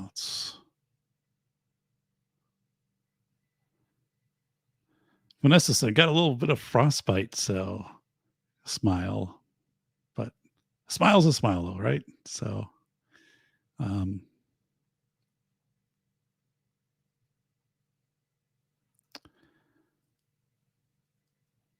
oh, so this is Bacon saying, John Rice, aside from olive, avocado, coconut, and perhaps palm oil, oils from plants do a ton of damage, particularly metabolically.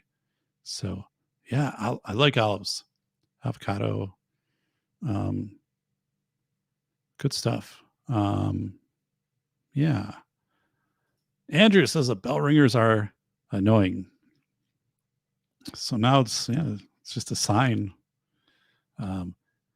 So the one store had them set up where it was really difficult to get a cart because the cart area wasn't very big and they were inside. And I didn't kind of get that either because the weather was decent outside. Like I see bell ringers outside when it's 0 degrees, and 35 and overcast is no reason to be ringing the bell inside versus but it was really weird because you're creating an area here where it's hard to get to the carts.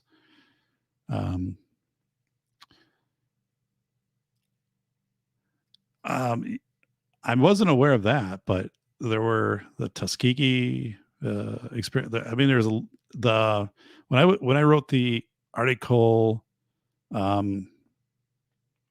about institutional review board, and we had the Stanford prison experiment. What was it, 71? Like there was a lot of stuff that was going on, and there's even stuff like more recent that was going on. So, but no one kind of talks or curates that. But so.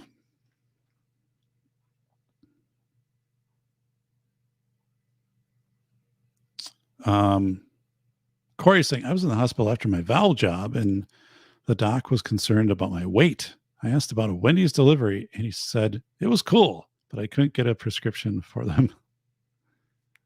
Oh my goodness. Wow. I am a pureblood if I haven't caught a self-spreading vaccine. It's John Rice. So,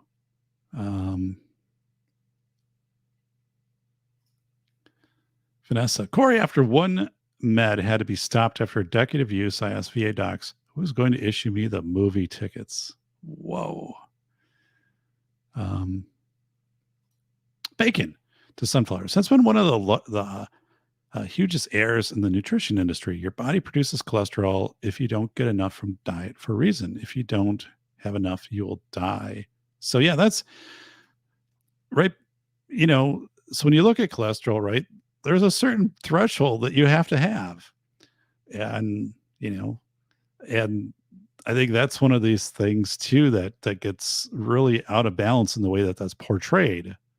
Like this has cholesterol, or like eggs, right? The whole thing with eggs, like one study has eggs of being beneficial and another has them of being negative, with cholesterol. Or coffee has a benefit of, this, or coffee now has a negative. Well, right. So, and you're right. The brain is made of cholesterol.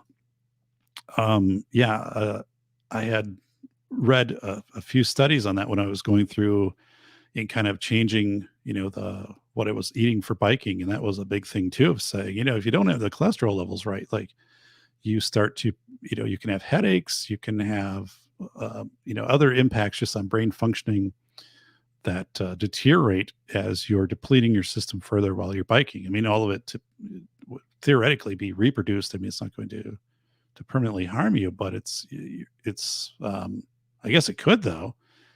But it is one of these things where I think there is this whole thing too of like, if you look and say, at a family, your kind of lineage and things like that, it's just the way that it's kind of set. So yeah. Wow.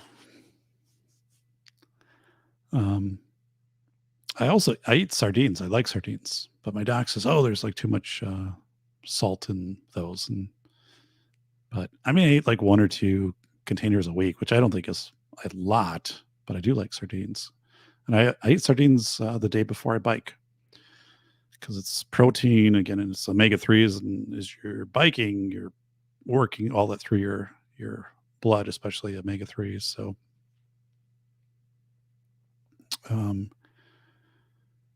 Corey is omnivorous. I get a craving for something. I know that my body is telling me I need to get that. That's a good point, right?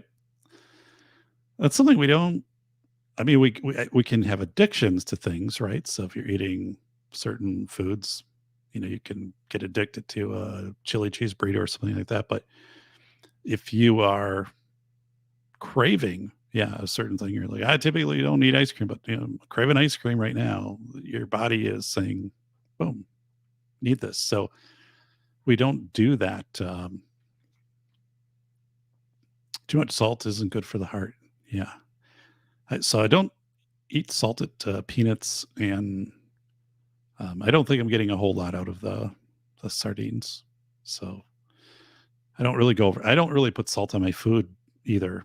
So, um, yeah, like I've never really had like the too much MSG or salt type thing. When I bike though, that's a different story. Like if it's going to be a long trek, I actually will pack salt tablets.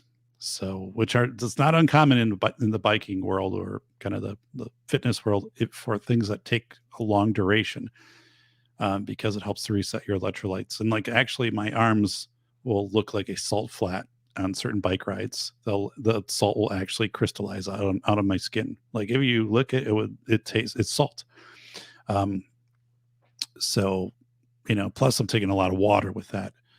But yeah, there's times, but then I know what I'm doing. Like I'm not. It's for that and again, it's just I know my body, right? Because I'm not cramping up. Then I can keep my energy. I can keep my spatial recognition. I mean, all of those things that you're just measuring through biking, which kind of get fine tuned like after a while.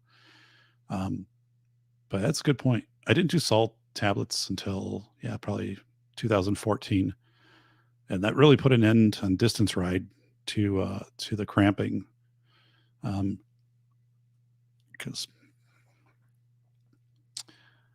but yeah, I need to get better. So I frequently eat bananas. I bought bananas again today, so I'll eat like 2 bananas a day. I'll eat one before bed because bananas do help with you falling to sleep, and then I'll eat one typically during the day. But I typically eat 2 bananas a day.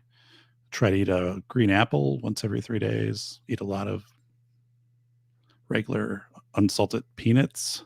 Um, so anyway, I mean, it seems to kind of be working. Like I said, if I do a compare contrast, I'm 51 of people who are 51 seems like I'm per that group and per what I'm able to do, things are going pretty well.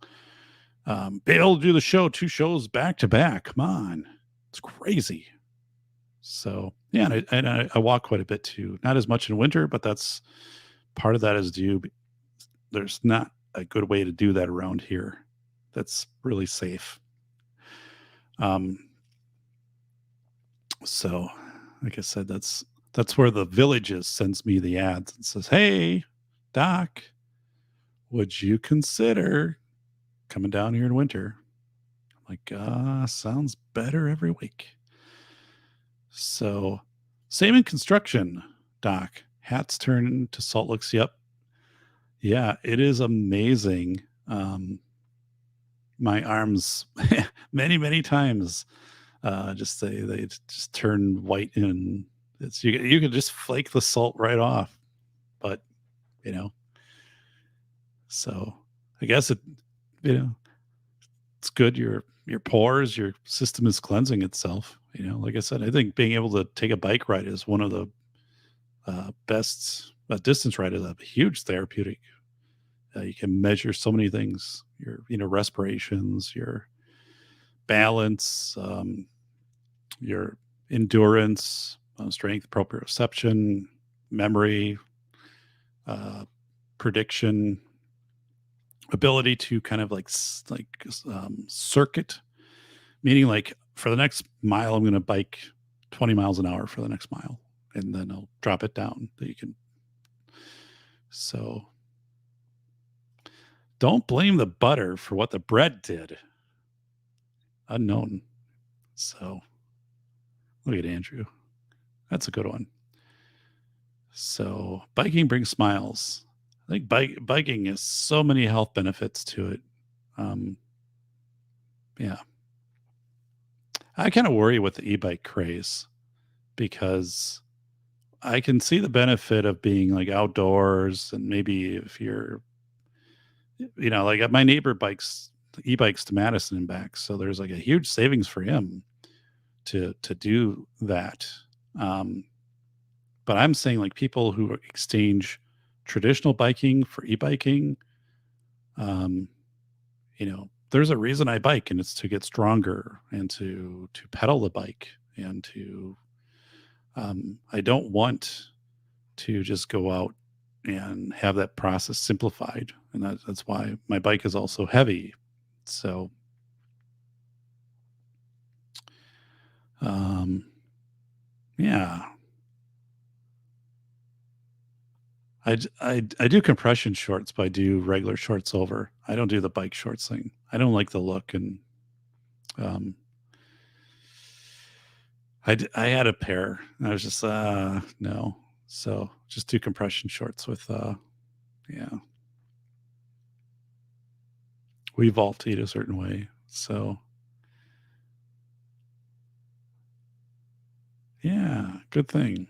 So, all right. Well, guys, I'm going to call it a night. It says sleet coming down on my little alert here, but since I'm inside, it's not a real big thing for me. Um, that's good. So yeah, this was our topic today.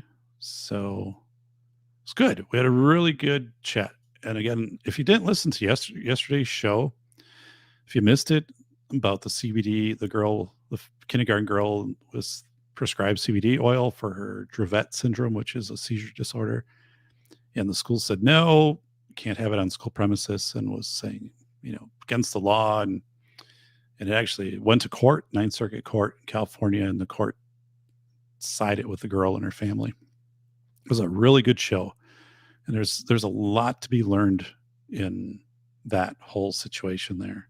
Like I was like, that was just one of the best shows. And a lot of it's all of you, you come in and as I'm putting stuff out there, like, you're scaffolding it. You're saying, well, here's something you might not be thinking about in the moment, doc, but look over here. There's this, and I'll be like, whoa. Right.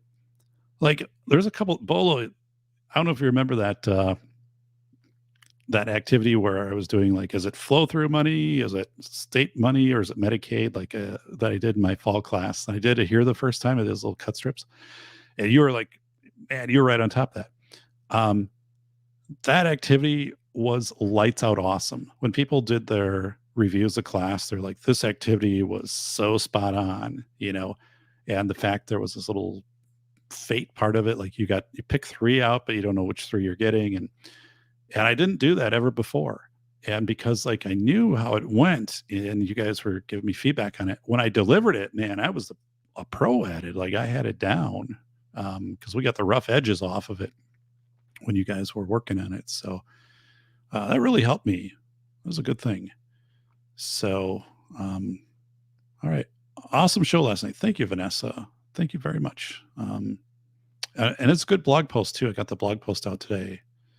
So glad you had a show today. Yeah. Well, thank you. Thank you. I'm glad to be doing this. And I'm trying to think ahead. Thanks for the show. Excellence. I appreciate that, John, because the consulting is really picking up. So, I'm working and I'm like, God, so the thing is, if history is a prediction of how things go for me, I tend to do some of my best work when I'm most busy. I write the books, PBS presentations, and my first 100 podcasts, I had a lot of stuff going on, school administrator and all that. So actually, I think it's forcing me into my older routines of being very hyper organized and then scheduling, and then I think that helps with generating the content and working ahead on things. And so anyway, I think good things are on deck. And I want to interview the hemp and the hemp farmer from Wisconsin and get him on the show. So Vanessa, I enjoy various views in the chats as well. And I do too. And one thing is, I love that we're not all on the same page with things, because that friction area causes traction, right, Bolo? Friction causes traction. And that's important. Um, I that's the way we grow, and it doesn't, I mean, you can still disagree with an opinion or a position, right? But friction causes traction. And that was something I used in class too. My God, as I bring this up and they're like, who is this guy? Where did he come from? Where's this friction causes? That's another mug that they could make for me.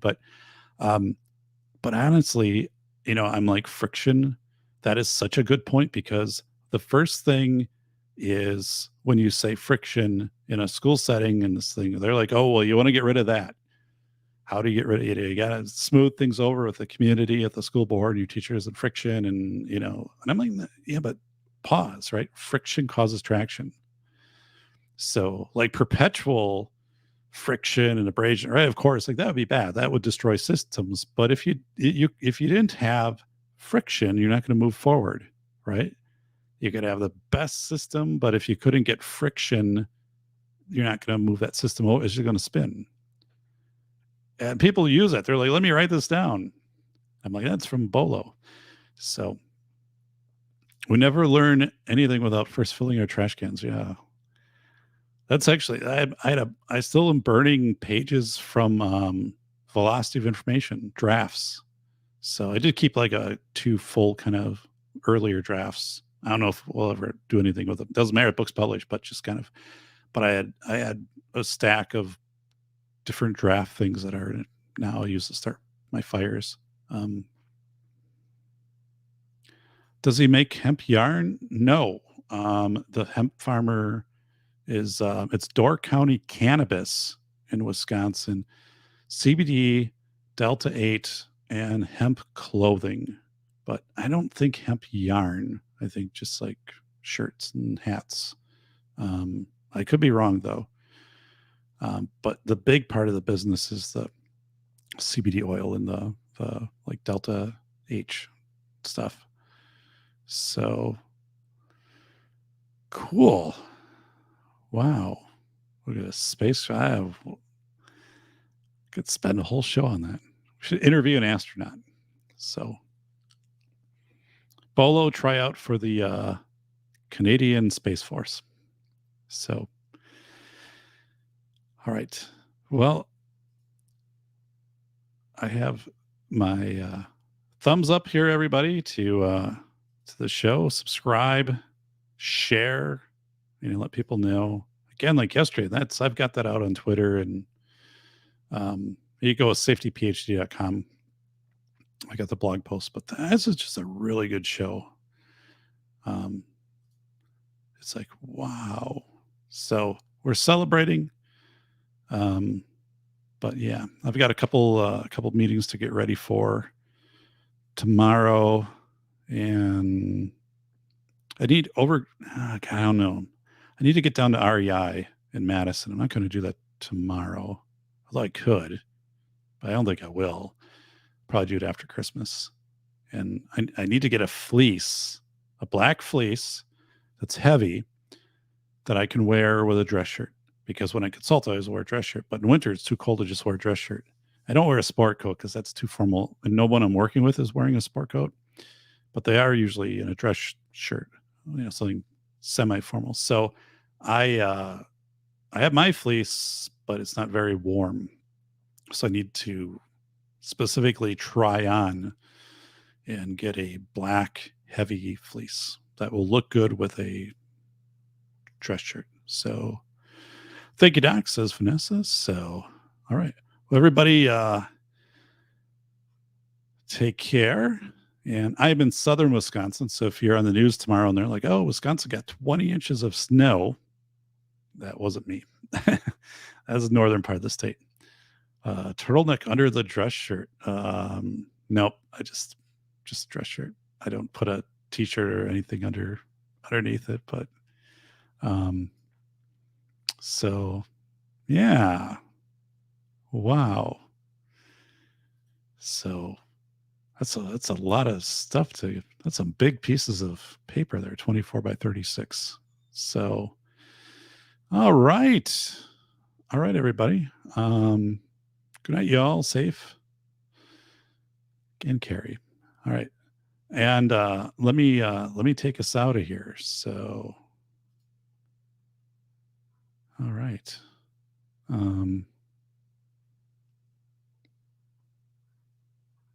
All right, everybody. Have a terrific rest of your night. Take care.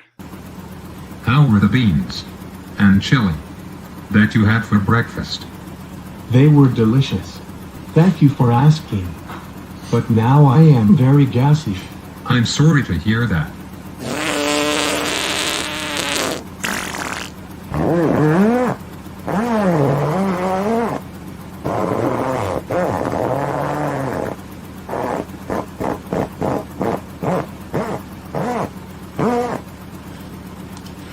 Who let the frogs out? Pew, that stinks very bad. I have to open the window.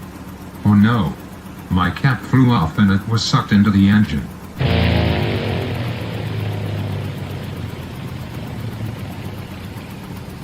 Holy smokes, the engine just cut out.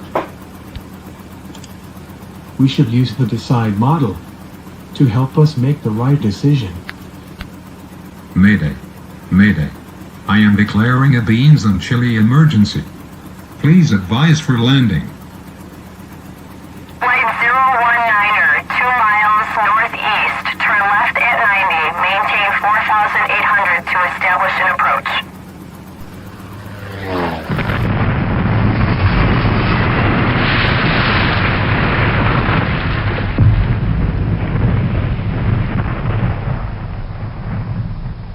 Engine 5, dispatch. Pockets of fire all around.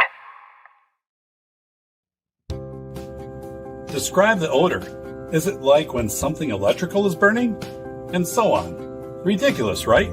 We don't shift the investigation to the reporter, but that's covertly what the school district thought needed to happen to prevent their investigation scrambling principals from burning out. And as this paragraph smolders, it would be prudent to consider bringing students with disabilities from the sidelines of safety and center them to active roles of detecting and reporting threats.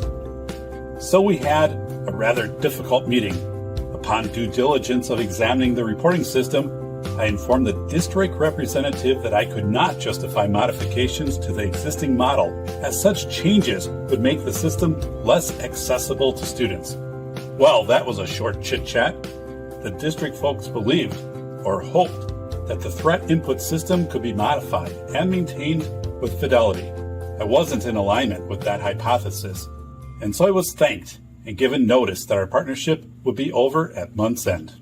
Business is business, but in school safety, it's never as simple as that.